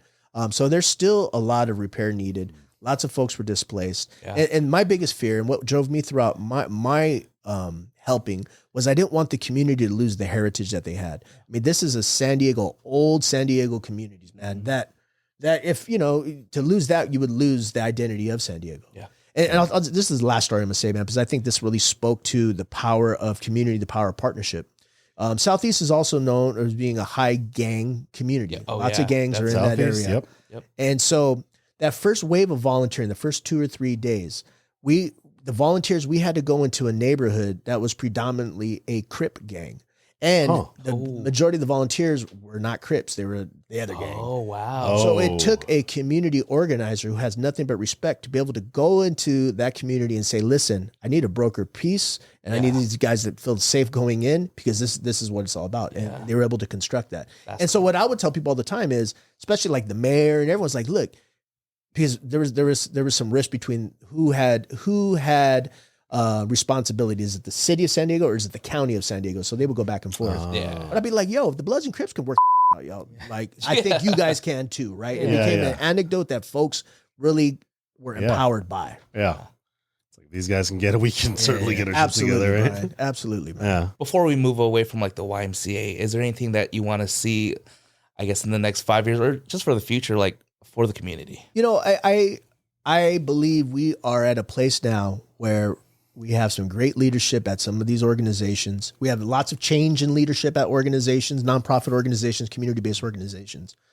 I will always use the example of what happened at Southeast. The reason we were able to be successful initially is because multiple organizations came together and found a way to work as quick as possible, as urgent as possible, and as dignified as possible to help folks out. I saw it firsthand, man. And so to me, a beautiful template has been placed. And so over the next 5 years, I love to see all the different new leaders coming together and finding ways to truly empower their communities and get the communities the resources they need. So I feel confident, man, because I'm very blessed to have relationships with those leaders, and I know their minds and I know their hearts and I know they're collaborative in nature. So I believe that that's what we're going to see. Nice. Before we move on from that, is there anything you'd like to share for anyone who would like to help out that situation that's still kind of ongoing? Yeah, I mean, if folks are feeling compelled, and I'm imagining through your editing you can add this, but I would put the Armand Harvey's Instagram on page, because people still reach out to Armand, and he can always direct folks where you can go in and help that Southeast community. Like, connect with Armand, connect with me, and I'll connect you with Armand, because there's still a need for resources. There's still a need for volunteerism, and there's still a need to be able to get in and get folks back in their homes. Yeah. Because it's a year later and it's still a lot of work to be done. Absolutely. Yeah. Let's talk about your membership in the Sons of Anarchy. Have you watched that show? I've watched some of it. Oh, I love that show. Let's talk about your bike gang. So how did you get into, first thing, biking? Like, I saw a picture, and I don't know if this was on your social media, but you as a little kid on your bicycle. Yeah, man. Well, growing up in the 80s, man, biking, BMX specifically, was life, bro. Like, you would go to your friend's house on bikes. You would go discover the city on bikes, right? Yeah. Like, it was just such a great tool and culture builder as a little kid. And so, like probably a lot of folks, we have that experience, and then we get older and we go on with things. But maybe 5 years ago, I was doing some things, and what happened was I decided to stop drinking. I was like, you know what? Drinking is not really getting me anywhere I want to go. It's great and it's fun, but also it's kind of like, if I had to analyze my life and be like, what makes sense? Drinking did not make sense. Yeah. So I stopped drinking. But the problem is like, that was also a social thing for me too. And I would hang out with friends, connect with folks, drink and whatever. Right. So I was like, what can I replace that with? And so I went through a series of different things, and I got invited one time to go on a bike ride. And was like, dude, I hadn't been on a bike for a very, very long time. I had a bike in my garage. I had like sawdust all over it, dude. And I was like, but whatever, I'll just take this and I'll bust it out. Yeah. So I took that bike. We went on a ride, had a great time. Couldn't breathe. I was like dying. It just wasn't physical aspect. The physical side of it, right? So biking is like actual biking here, not like bicycle, BMXing, right? So anyways, then that was kind of my introduction to like the adult bike life world. Yeah. And in doing that, like with anything else, I come to meet folks in different subgroups, and I came across a subgroup of folks here in San Diego that strictly ride BMX bikes and kind of big wheel BMX bikes. Yeah, so I was like, dude, I love this, man. And it's just like when I was a kid.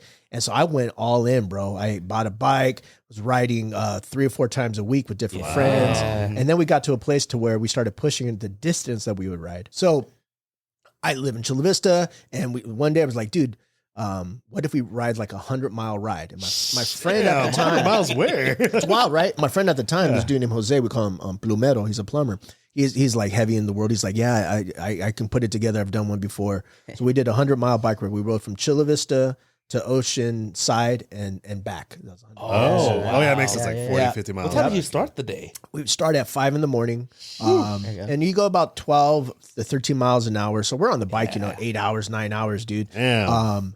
And I loved it. And so that just became like a thing for me. And I got to a point to where I was leading community bike rides. I would lead a ride every Sunday morning, and folks would show up, and it was great. You'd see like people that were kind of like me, first curious, got into it, scared, but did it, couldn't breathe. And I became notorious for leaving people behind. I was like, if you can't keep up, you know what I mean? Like, sorry, because I'm trying to ride fast. Yeah.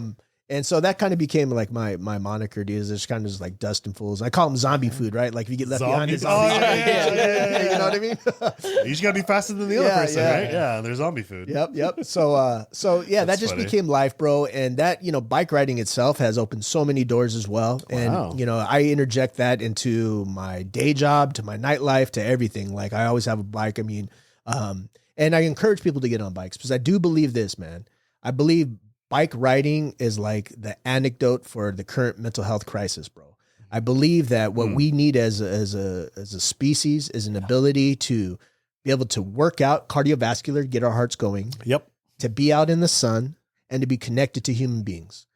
And in bike riding, you have all of those things happening at one time. Right. And then what ends up happening is you join a group, and then in that group, you meet a couple other people that you kind of find the riding style that you like, and then you break off and start your own thing, right? And so we're seeing all these different little subgroups happening throughout the county, really throughout the state, and it's an awesome thing, bro. That's cool. Yeah. I also like, what I like too is it feels like in the beginning I was talking about like I used to customize cars because it's an extension of identity and style, right? So like all my bikes, they're really kind of like how I dress, how I look, and how I live life, and I love it. And we do some fun things, bro. Like I am in a particular bike group that's known for like riding far, riding fast, and riding crazy. Like like we ride on the freeway. Like we'll jump onto the freeway and ride our bikes on the freeway, dude. I'm not like proud to say that, but it's kind of cool. But I'm also really scared about that. Yeah, I don't trust those drivers, man. Is this the same group with the guy that like stands on the bike? Yes. Yeah. So he surfs his bike down hills. Plumero, shout out, dude. Yeah, it's wild, bro. Like there are videos of this? Yeah, there's lots of videos. I didn't see this. We'll ride in through shopping centers, man. Like we'll go like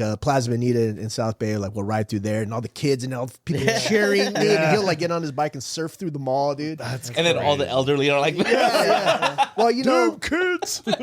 I'll tell you, there is definitely what I've observed is there is definitely some cultural differences on how people interpret bike riders. I tend to see that folks of color love when they see us riding. They're cheering, dude. Yeah. And our folks that are lacking some color tend to get a little mad, dude. Especially like Encinitas. When we get to Encinitas, bro, it's a different vibe out there, bro. Oh, yeah.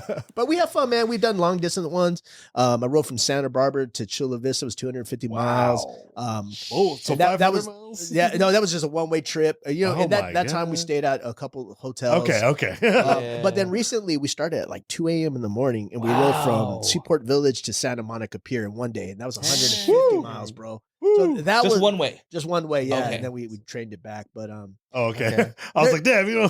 there's all those adventures, man. I have ambition of like riding across the state, like just doing it in all ways, in all places. And I'll tell you how I see it fused in with my job is it's really opened up doors of relationships to me. Yeah. Like one of the relationships that I'm really, really proud to have cultivated is with the new San Diego Fire Chief Logan. Okay. I come to meet Chief Logan during the Southeast disaster response, and we just became homies. We just started talking and joking and whatever. And I basically asked, "Do you ride bikes?" He's like, "Oh, I used to ride a bike." I said, "Nah, dog, you got to ride bikes." So he since bought a couple bikes. He asked me to help him plan a community bike ride, kind of like really honoring the fact that he's become a fire chief now, and he's got to that elevated position and that he cares about community. So I was able to help organize that ride in December. I had this other cat reach out to me, and he wants me to join him in Mexico City. He basically goes into like these third world parts of South America, Central America, and he brings bike riding to kids in these communities and helps them form their own like little thing. So last year he was out in Colombia. This April he'll be out in Mexico City, so I'll be helping with that. Wow. So it just opens up so many doors, and I love it. This February I'm gonna be helping another community partner. We're calling it Brothers on Bikes. Brothers on Bikes. I like that. This is an attempt to get more, because what we don't see as much in the bike riding community is African Americans. So we want to get more brothers on bikes. Yeah. So it'll be a fun thing. Quite literally. Yeah. The brothers. Yeah. All right. It's funny because I was laughing to myself because it gave me a flashback of that one time we had like a well-being bike ride. Yeah. And then you're like, yeah, just come through, dog. And so I went there with my fat tire bike. Yeah. Remember that day? Yeah, I remember that. Because I think we were talking about it in the pod. Yeah. And you're like, yeah, we're just gonna ride. When I got there, we're just gonna ride like 17 miles. I'm like, 17 miles.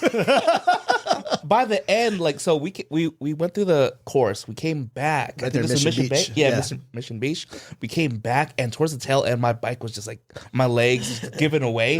And then you saved me, and you were like, hey, let's switch it up. Like, let me try your bike, and you can try mine. And your bike was like, I was just zooming. It was way lighter. Yeah. But when we got to the parking lot, I got off my bike, and I felt like I was Bambi because my legs were like this. Yeah. Learning how to walk for the first time. And then I had to because I went to the bike ride that you threw with the fire chief. Yep. Thank you. Before that day, I had to tighten up my bike because all the nuts were like like loose and everything. Nuts.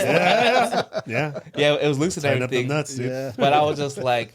And that's why I always ask you, how long is this bike ride? Yeah, that was a short one, man. But look, that's a short one. I believe this, though, man. Again, I mean, it doesn't have to be bike riding, right? It could be hiking, it could be whatever. But for me, biking specifically, I love it because it touches upon nostalgia, my childhood. Right. It brings people together.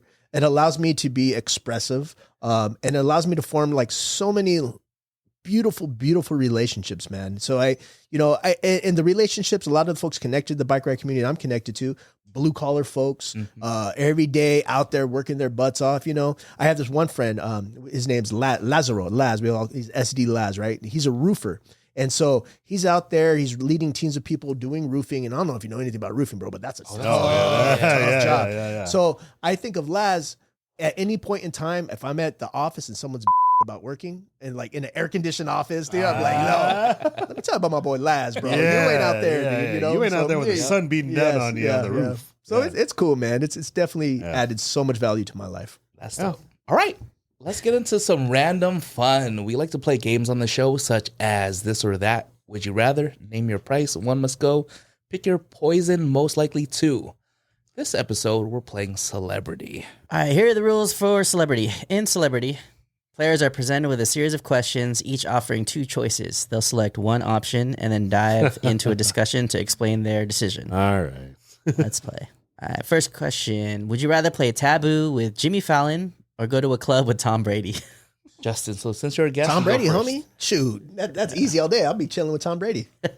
Why would you want to chill with Tom Brady over playing with Jimmy Fallon? Because Jimmy Fallon, whatever. But Tom Brady, man, is living the life, bro. I'll be happy just to have his scraps. Okay. How about you guys? I'm going with Tom Brady. I don't really like Jimmy Fallon that much. What? Yeah. I mean, come on. Tom Brady's also coming. You know he's gonna be dropping bands in the club, Yeah. so Yeah. you're gonna be hanging out with him. Like you know, you got a table. You know, you got like primo Yeah. drinks and seating. So I'm about that. Art? Yeah, I mean, I would go to the same thing. Like club with Tom Brady sounds like more fun than even just playing Taboo by itself. I don't think. Taboo. He's not a board game guy. Art is not a board game guy. Yeah. I think I would do the same. I mean, I would love to do both because I love Jim Fallon, but Tom Brady because he's the GOAT. Like, there's only few GOATs out there for just sports in general. So I would want to kick it with Tom Brady for a day. Yeah. Yeah, know like he's I said, pulling just too. just be around that kind of energy and like who knows what he's gonna be saying or just picking off some like knowledge off of that guy or Or what you'll be just saying some when you're drunk. attitude, you know what I'm saying? Scraps, bro. You want the scraps? All right. Would you rather walk down the streets of Detroit with Eminem rapping about your life, or have Beyonce write and sing a song about you? M all day, bro. M all day? Yeah, dude. That sounds like a great day right there. Did you grow up listening to Eminem? Like, Yeah, he was part of the people. This is not a hip hop head, but I was never a big Eminem fan. No. But regardless, I love Detroit. Been there, and Eminem's cool. So I'd like to be able to have that experience. Now they gave me a flashback to a picture that I saw. You got to meet Eazy-E back in the day. Yeah, dog. No Can you way. share that? Yeah, can you share that? No way. Yeah, man. This is like '92. Of course, yeah, right. And I was at the Los Angeles Lowrider Super Show at the Coliseum, the USC Coliseum. Okay. And while there, Eazy-E was like an ambassador for what's that like 92.3 or one of their stations, Radio stations. Yeah. And I was like, yo, dog, let's take a photo. It was funny in that photo. I'm trying to like look hard, I'm trying to look hard, but I was eating a blue snow cone. So my lips, trying to look hard. My lips are all blue. I also met Ice Cube later that day too. That was tight. Yeah, that picture still? Yeah, I still do. Send it to Jason and pop it right there. Yeah. We'll have that right there. I think I would do the same. Honestly, I don't know. I think that would be much more fun than just having Beyonce write a song about me. Yeah. I don't know. My Beyonce is great. She has like great following, but it's not really my cup of tea. Right. I don't think she would be able to capture my life. She's not the artist to capture your life. Okay, That's funny. all right.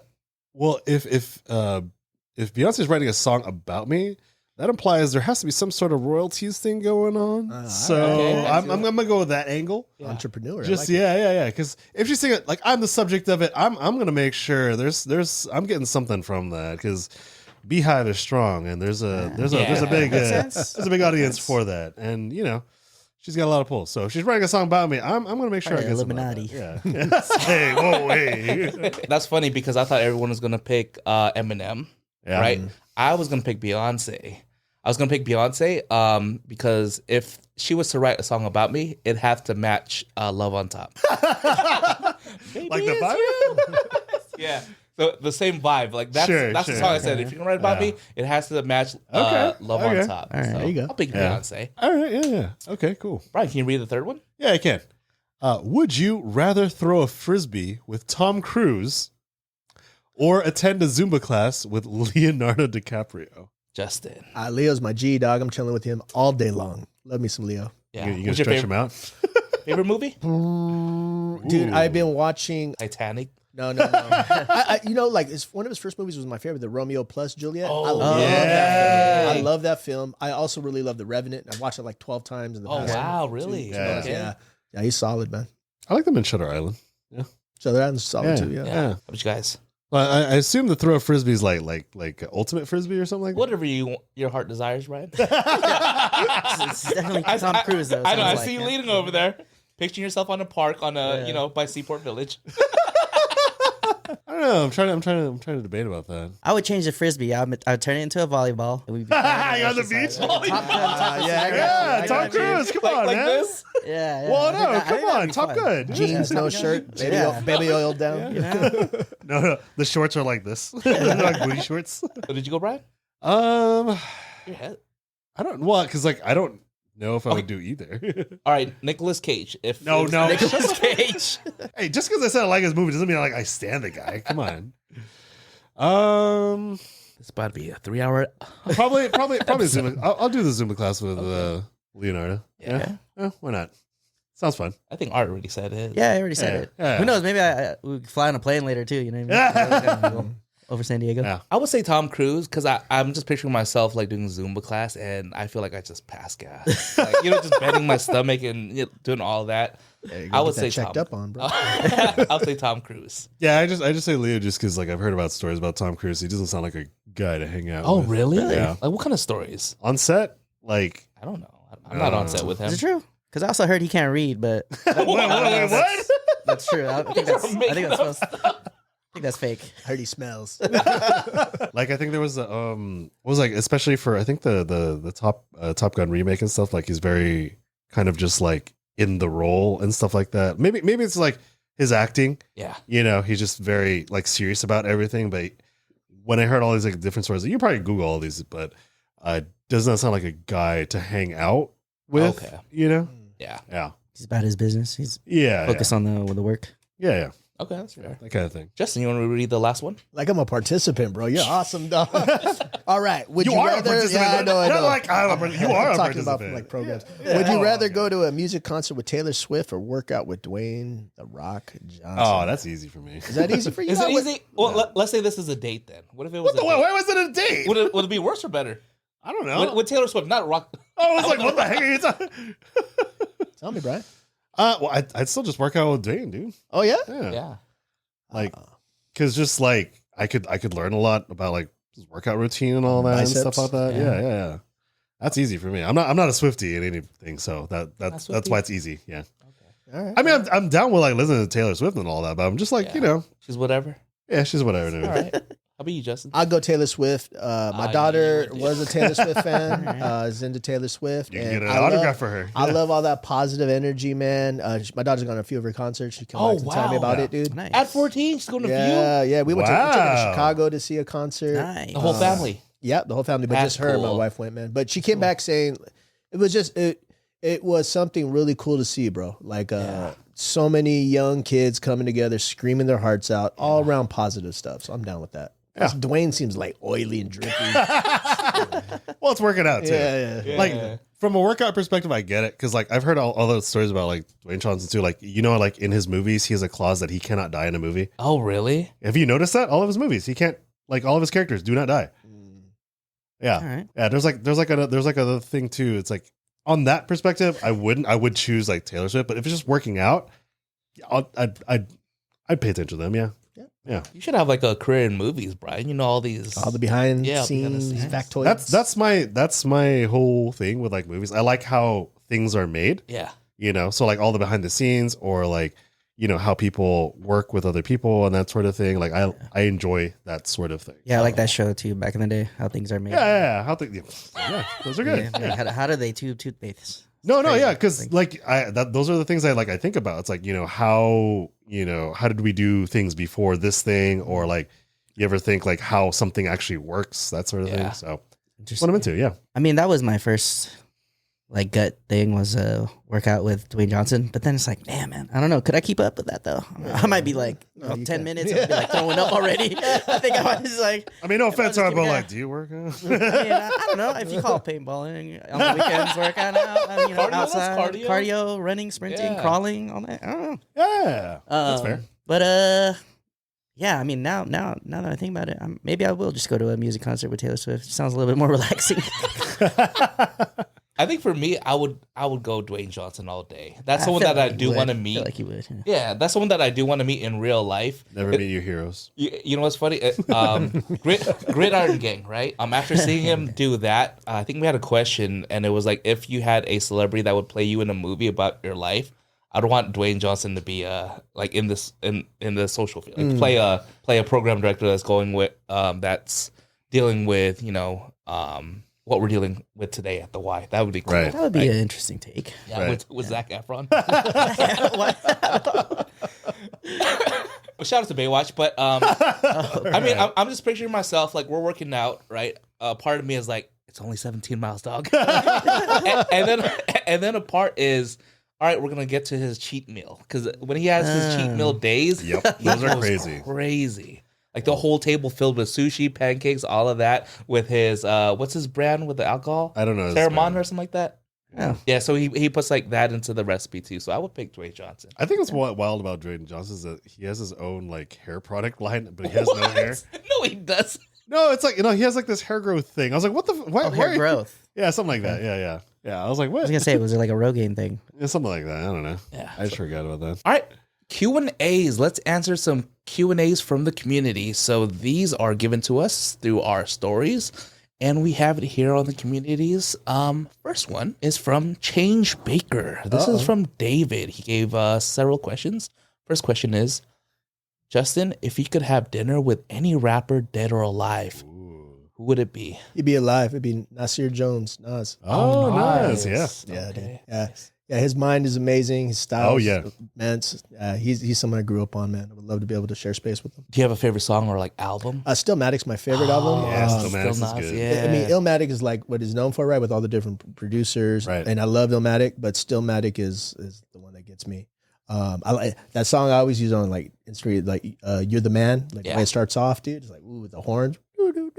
Yeah, it's nice, man. Gets me going. Where would you go to have dinner? Yeah, we going to get some Mexican food more likely, probably taco shop around the way, whatever taco shop. I don't know, man. Just want to be able to sit down, share space, maybe share some smoke, get them on a bike and let's go talk life, man. Okay. What was your favorite song? Like One Mic is kind of like something I go to all the time because I like the sound of it. Sure. Yeah. Genesis is one of my favorite songs too. Okay. Yeah, so. I was just curious. Yeah. I don't like all his music, to be honest with you, though. Like, probably after it was written, I kind of fell off, like, listening to stuff. Oh, yeah. Same here, though. Yeah. Next one. How do you manage your personal brand versus your professional brand? It's all the same. Yeah, for me, it's all the same. It makes my life easier, and kind of going back, I think my brand is my transparency and my authenticity.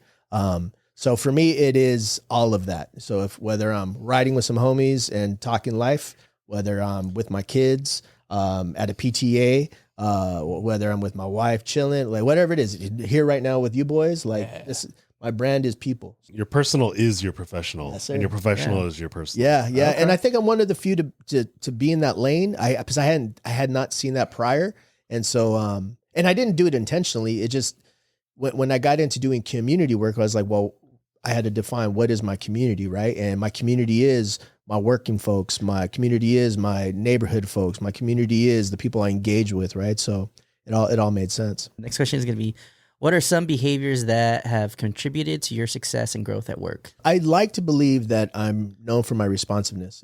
If I say I'm going to do something, it's going to get done. It's going to get done with urgency. I'm going to follow through, get it done. Also, if I'm not going to do it or I'm not about it, I'll be upfront in saying that. So I've always just been very clear with that. But like the things that'll keep me up at night is like, oh, I didn't get back to so and so, or I said I was going to look into this and I haven't had time, so I got to look into this, right? Yeah. But that's something that I pride myself on from a behavioral standpoint, is responsiveness. Nice. Yeah. This next one's from JG Spirit. This is from JG from the marketing side. What was the pivotal moment that sparked the shift from program operations to now? So it was predicated in the story I was saying. When I got to a place I was feeling like I was burned out and doing operations, I didn't feel like I could contribute the way I wanted to contribute. I had to look to find, well, then if not this, what could it be? Yeah. And it was in that moment of stress and pressure that I feel like kind of my vision was birthed of being community center, look to build those around me in any given way I can, and also find a way to push norms, values, and behaviors. At the organization itself, I like to believe I've contributed to the whole of the why by demonstrating how you can be your authentic self and how you can have great conversations with folks, and how you don't have to be this professional that maybe many of us were indoctrinated to, right? But you could just be yourself and still contribute on a high level. Nice. The next one comes from South Bay Sparky. In your POV, how do you want to leave this place better than how you found it? This guy. Sparky's like the street philosopher, dog. Oh, no, yeah, it's a pretty deep question. And I love him for that, man. Yeah, he's got two questions. That's the first one. Yeah. I hope that the impact I have on whoever I come in contact with, whoever that is that they recognize their own strengths, their own values, their own beauty as a human being. Like that is something I care about. Like that's something I want people to be anchored in. And in doing that and finding that power, I hope that they then feel inclined to share that power with the next person, kind of chain reaction. That's all I try to bring to the table, man. Like I'm not, I'm not a math guy. I'm not a numbers guy. I'm not in any of these kind of like specific things. But what I like to feel is I help people make themselves better by my intention to make myself better. Yeah, that's cool. Next question. Full. You want to read? Oh, yeah. Go ahead, I can read Brian. it because Okay, go ahead. Also from Sparky, what does the future of South Bay look like to you? More collaborations, more folks standing up for those that need help, for those that are unhoused, for those youth, for the kids in this community. More folks embracing their own mental health journeys. More folks wanting to share their resources. More folks just rocking and kind of like banging South Bay on folks, like letting them know like South Bay is a deep, rich heritage, has a deep, rich heritage full of amazing folks. And that, we should all stand firm and proud in knowing that. Shout out to South Bay. South Bay, what up? I think South Bay has a lot of, like when I think about the South Bay and meeting you as well too, right? 2 words come to mind, grit and heart. Oh yeah. Would you say that? Yeah, absolutely, man. I have always tripped out on like growing up, being in Chula Vista specifically. Like to me, I always saw Chula Vista as like this beautiful place, bro. Like it was nice homes, nice people. Yeah. Like, there was definitely parts of towns that were not as resourced, but for the most part, we had it all. And then when I come to work specifically at the Y, and I would talk to folks and say, I'm from like South Bay and from Chula Vista. They're like, dude, is it crazy out there? I'm like, what? Like, I was always shocked that people had an impression of this being like this, like a tough place. Well, you hear stories. Yeah, for sure. Right. And I get it. And so, yeah, I could say tough and gritty is definitely monikers of it. But also, man, like South Bay has some of the best artists, man. We have some great art coming out of South Bay. We have some of the great small businesses coming out of South Bay, man. We got this like collective spirit of folks that are wanting to be civil leaders. And I love that coming out of South Bay. So all this great energy comes from that place. And I feel like that's replicated in everywhere. I mean, you guys, you're all kind of like Mira Mesa-ish type heads, right? Like RB, RB, right? Like I don't really know that part of San Diego well. Right. To me, it's just like one big like collage. Yeah. But I'm imagining you guys have the things that define you. You define what it takes, what it is to be from this area. See where we at. The next question is from it's Jeff. Jefe. How do I deal with self-doubt? I don't know, Jeff. How do you do it? Or maybe how do you? Nah, man. Look, it's there, right? Like, it's always going to be there. It's always going to be there. Yeah. I'll tell you real time. I shared with you guys before the podcast that I'm looking at a potential opportunity, and even in this potential opportunity, the first thing is, am I qualified? Am I good enough? Like all of those things happen. But my instinct was, if that's the case, let me talk to some people and get their bias on me to see if I'm qualified. So I've had conversations with folks. So one, I always go to human beings when I'm in places of vulnerability. I go to human beings to get reflection. I go to human beings to get my confidence. Also, on top of that, like I am firmly believing that we have to challenge ourselves weekly. We have to do something weekly that pushes ourselves. So for me, bike riding, I'll hit up a ride that is very challenging, that I feel like I'm going to die while I'm doing it, but I'll get it done. Because to me, that kind of gets my grit going. It gets my resilience pumping. It makes me feeling like, yo, I'm unstoppable. So I try to stay tapped into that energy as much as possible. But at the end of the day, recognizing the fact that we all have self-doubt. We all at times will believe we're not good enough, but that is just the mind. Go to those around you to find that confidence. I like that. Yeah. All right. Next one comes from Emmy Speaks. Emilio. How do you continue to pursue something that may not show the result you want to see? I don't. If I'm on a path and I don't like the way it's going and I can envision it's not going to get me the result, that's when that path ends for me. No. So I mean, straight up, like I believe that we have a finite amount of time, finite amount of energy. Yeah. And if I can envision that I'm on something that's not going to bring the value I need in my life, I will end it. Some cases I'll end it abruptly, like on the spot. But in other circumstances, like if it's like work or whatever, I'll find a strategy to get away from. that, and that's oversimplifying Emilio's question. First of all, shout out to Emilio. I love that brother right there. Yeah. But it's really about like what's the bigger picture for yourself, and if an effort's not yielding what you want it to do, and you've done everything you can, and you've tried every avenue. I'm not just saying give up easy, right? But like you put in energy. Okay. If your instinct says it's not going to be, then it's not going to be. And peace out. Yeah. Plain and simple. Plain and simple, dog. Yeah, that was gonna be my follow-up question. Is like, how long do you stay until you decide it's not worth it? Yeah, bro. I mean, I've recently concluded a relationship with an organization that I was a part of, really a part of for a while. Okay. And throughout my experience, it was about 3.5, 4 year experience. Like I loved it. I loved the people there, but there was things that didn't sit right with me. And so throughout the 3 years, I continued to find wins that kept me going, but also started to see that there are variables that were not going to change. And so, after contemplation and conversation and reflection, I made the decision. So that was, that was a 3.5 process. But I've been on things. I had a job one time, bro. I got hired to be a drug tester for a substance abuse organization. I remember, and it was just like that was all my hold on. right.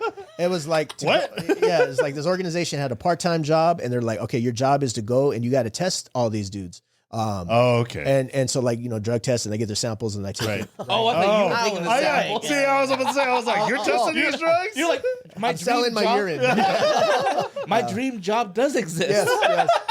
But my point is, I got hired. I got this job. Right. Day one on this job, I was like, this is not for me. Yeah, okay. You just knew. And I didn't even start the job. I was sitting outside where I was supposed to go in, and I looked at the clientele, and they look hella scary. I'm like, nah, I don't need this stress, man. So in that moment, I was able to resign quickly, man. Okay. All right, next question. What does success look like in your current position of life, and how has it changed? Yeah, I'm in a place now where I believe I'm living the best chapter of my life. Yeah. I believe I have intentionally created a universe that fills my cup daily. I wake up feeling extremely grateful. I'm very mindful throughout the day. I stay rooted in prayer. I'm very spiritual dude. Stay rooted in prayer, rooted in gratitude.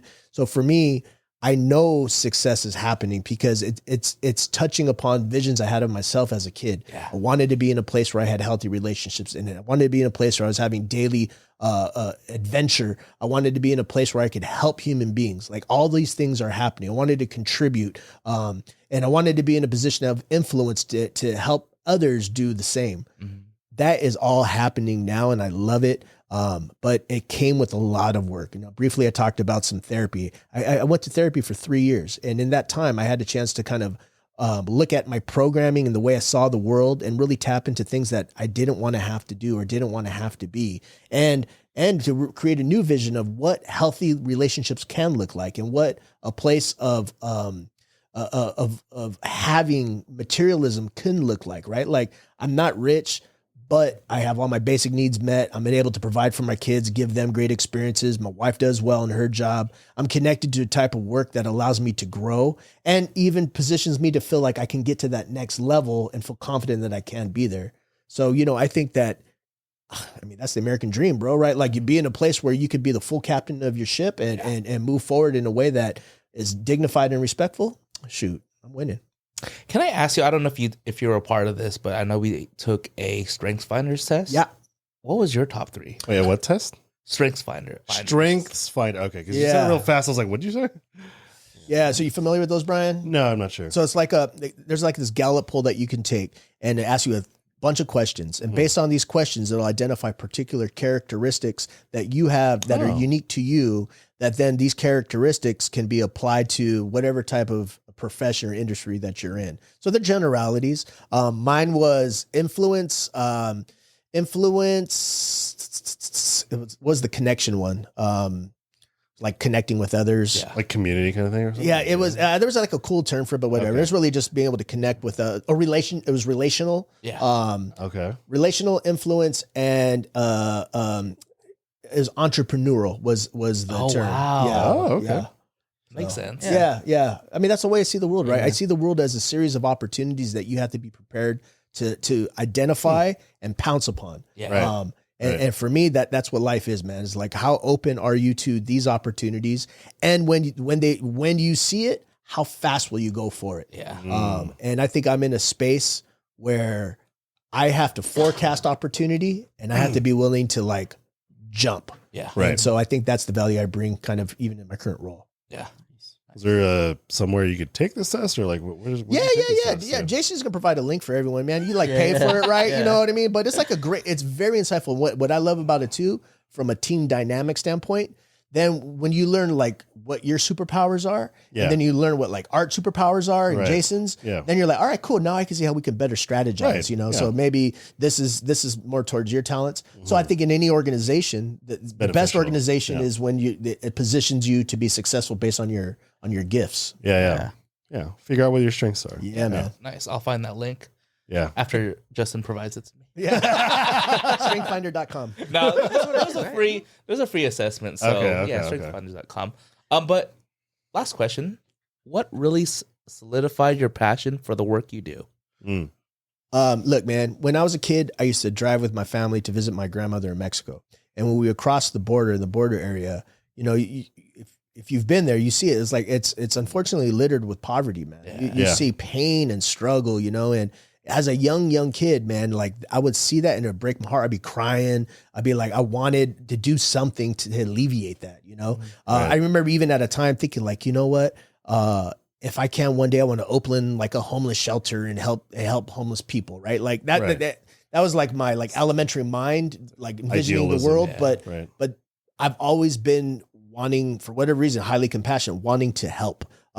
So what gets my fire going is I'm in those positions. Now, I may not be as connected to the work that like Jason's doing on a day-to-day basis, but I am always finding a way to help, whether it's my organization, whether it's my circle of community and friends, whether it's even just on the road, seeing someone experiencing homelessness. Like I'm the first person to give some love, man. Like, so I get to do that and I get to I found a way to get paid to do that. Yeah. And I just love it, bro. Yeah, it is, right? Yeah. It's that's been my quest, is how can I take this passion and find a way to make a living out of it in an authentic way. And honestly, man, I feel so blessed to be able to have done that. All right. Guest plug. Where can our community members find you? Social media handles, website? Yeah. So, you know, I'm 46, man. So like Instagram is like my platform of choice. Sure.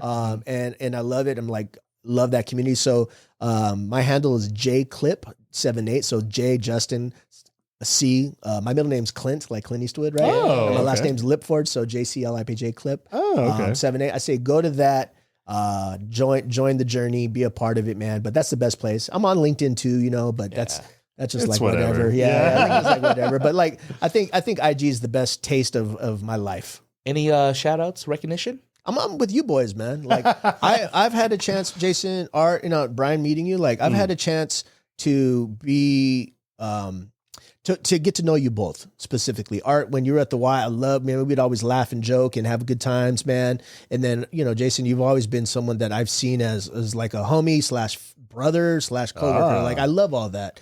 And to know that you're both driven, you're both smart, you're both good human beings, and that you're having success in this lane of podcasting and branding and social branding. I love that, bro. I want to see more of that from folks. And I believe what you're going to do is be a catalyst to get more people to find their expression, man. So shout outs to you. Thank you. Shout outs to the South Bay community, all my friends and family out there. Shout out to our YMCA family. Appreciate the questions, you all. You know, and that's really just it, bro. Like embrace the blessings of life, embrace the ability to be able to serve, to give back, to grow, to make mistakes, to learn, like embrace all of that, bro. Because before you know it, shit's gone. Yeah. Yep. And shout out to your family, maybe. Oh yeah, give them some love too. Yeah. My honey boo, my kids, my beautiful. Because they're gonna be brown watching babies. this. First my lashes, Dad, and now this. Any upcoming projects and or events? Yeah, let me see. February's coming up, Black History Month, man. It's a great opportunity to really highlight the beauty of Blackness in our community. I'm excited to do that. I got some things I'll be doing from my platform and the YMCA's platform to highlight our Black brothers and sisters. I'm excited about that throughout the month. We got some community bike rides happening. Yeah. That's when we're going to do the Brothers on Bikes ride. Oh, I'm really excited about. Right. Yeah, right. Get the brothers and friends of brothers. You know what I mean? Yeah. Don't have to be a brother. Yeah, you don't have to be a brother, but you have to be soulful. But so that'll be great, you know. And then really the bigger segment of my my professional career is in May when it's Mental Health Awareness Month. I'm excited about Oh, continuing didn't know I lead a series of connection activities where we that, get together. Like Jason was saying, we do some bike rides, we go hiking, go on walks, just really trying to instill the behavior of self-care, connection, and more importantly, man, it's the cheat code to the modern day at work. Like if you can find a way, instead of having a team meeting like on Zoom or like in a room, like say, yo, let's go down to the bay and go for a walk and have a team meeting as a walk, right? Like utilize this flexible world that we're currently living in. Yeah. All right, last call. This section is for Brian, Art, and myself. Thank you. Shout outs. Anything you guys want to plug? Upcoming events, pod encounters from friends and family. This is always the part I never prepare for. I know, I forgot to ask you guys though. Yeah. No, I know, but I mean, it happens every time. But It's also been a while. It's been like 3-4 weeks since Yeah. we last recorded. So I like that last episode too. yeah, That was funny. the New Year's episode. Thank you, everyone that's watching. I don't know. Thank you for making it 1,000. I don't know. Thank you for our guests that are always here. You know, Thank you to I you, think Justin, it for coming changes on. things up, and it gives us an opportunity to take a peek into somebody's journey. And I guess thank you to this new year. I'm excited to see where it goes. Like there's a lot of things going on personally, but taking the time to really do what I need to do, and I appreciate all the friends and family that have supported me in this time so far. So. Yeah, I mean, just all that. Just trying to see where things go from here. So hopefully another year full of podcasting. Yeah. I mean, this is about the 1.5 year mark at this point. Yeah, May is 2 years. Yeah, May would be 2 years, which is wild to me. Yeah. But I just want to thank for everyone who's been working with me. It's been a very busy January for me. Like after this podcast, I got to go do another shoot. So really grateful for everyone for giving me their business and for, being a joy to work with as always. And, thank you to Justin always for being an awesome guest today. You dropped a lot of knowledge today. Yeah. A lot of things to kind of keep in mind. And of course, thanks for Jason for, bringing us all together like this. And On a Saturday. yeah, on a Saturday. It Yeah. feels weird to us because we do Sunday. Yeah. Usually Sunday do service Sunday. for our pods. Yeah. Yeah. Well, thank you for Justin for being a friend, homie, model, activist. All the titles that you've held through the years, I do look up to you. 11 years of all of this. I think it's helped with my personal growth and development too. Right on. And like I said, it changes a lot when you get to see someone that looks like you. Oh, yeah. So that helped kind of get me out of my shell too and be vulnerable, because a lot of folks don't be vulnerable and a lot of men aren't vulnerable. But once you get out of, or once you put that armor down, then that's when all the opportunities and the growth happens. So I do appreciate you being that model for us, for being able to come here on a Saturday morning. So Justin actually biked here from Chula Vista to Mira Mesa. Thank you for being forgiving if your bike is not in front of my house. Yeah, God, I'm When you thinking get about to that, this place. dude. I'll be so sad. Shout out to my wife, just for being the executive producer on the show, always reminding me of these waivers and things to look at, liabilities, all this stuff. So I do appreciate you. I got to shout out Moss from Original Goods Stock. I don't know if you know Moss from Original Goods Stock, but Moss has a clothing brand. This is actually his brand, collaboration with Cross Street. Yeah. Shout out to you. I've met him through Beatty, so shout out to Beatty too. And we built that connection, and he is excited because he's going to be a guest this year on the pod. Nice. Ooh. We'll talk about clothing. So shout out to you. Also for the folks that have been supporting us from day one and to see the evolution of this podcast.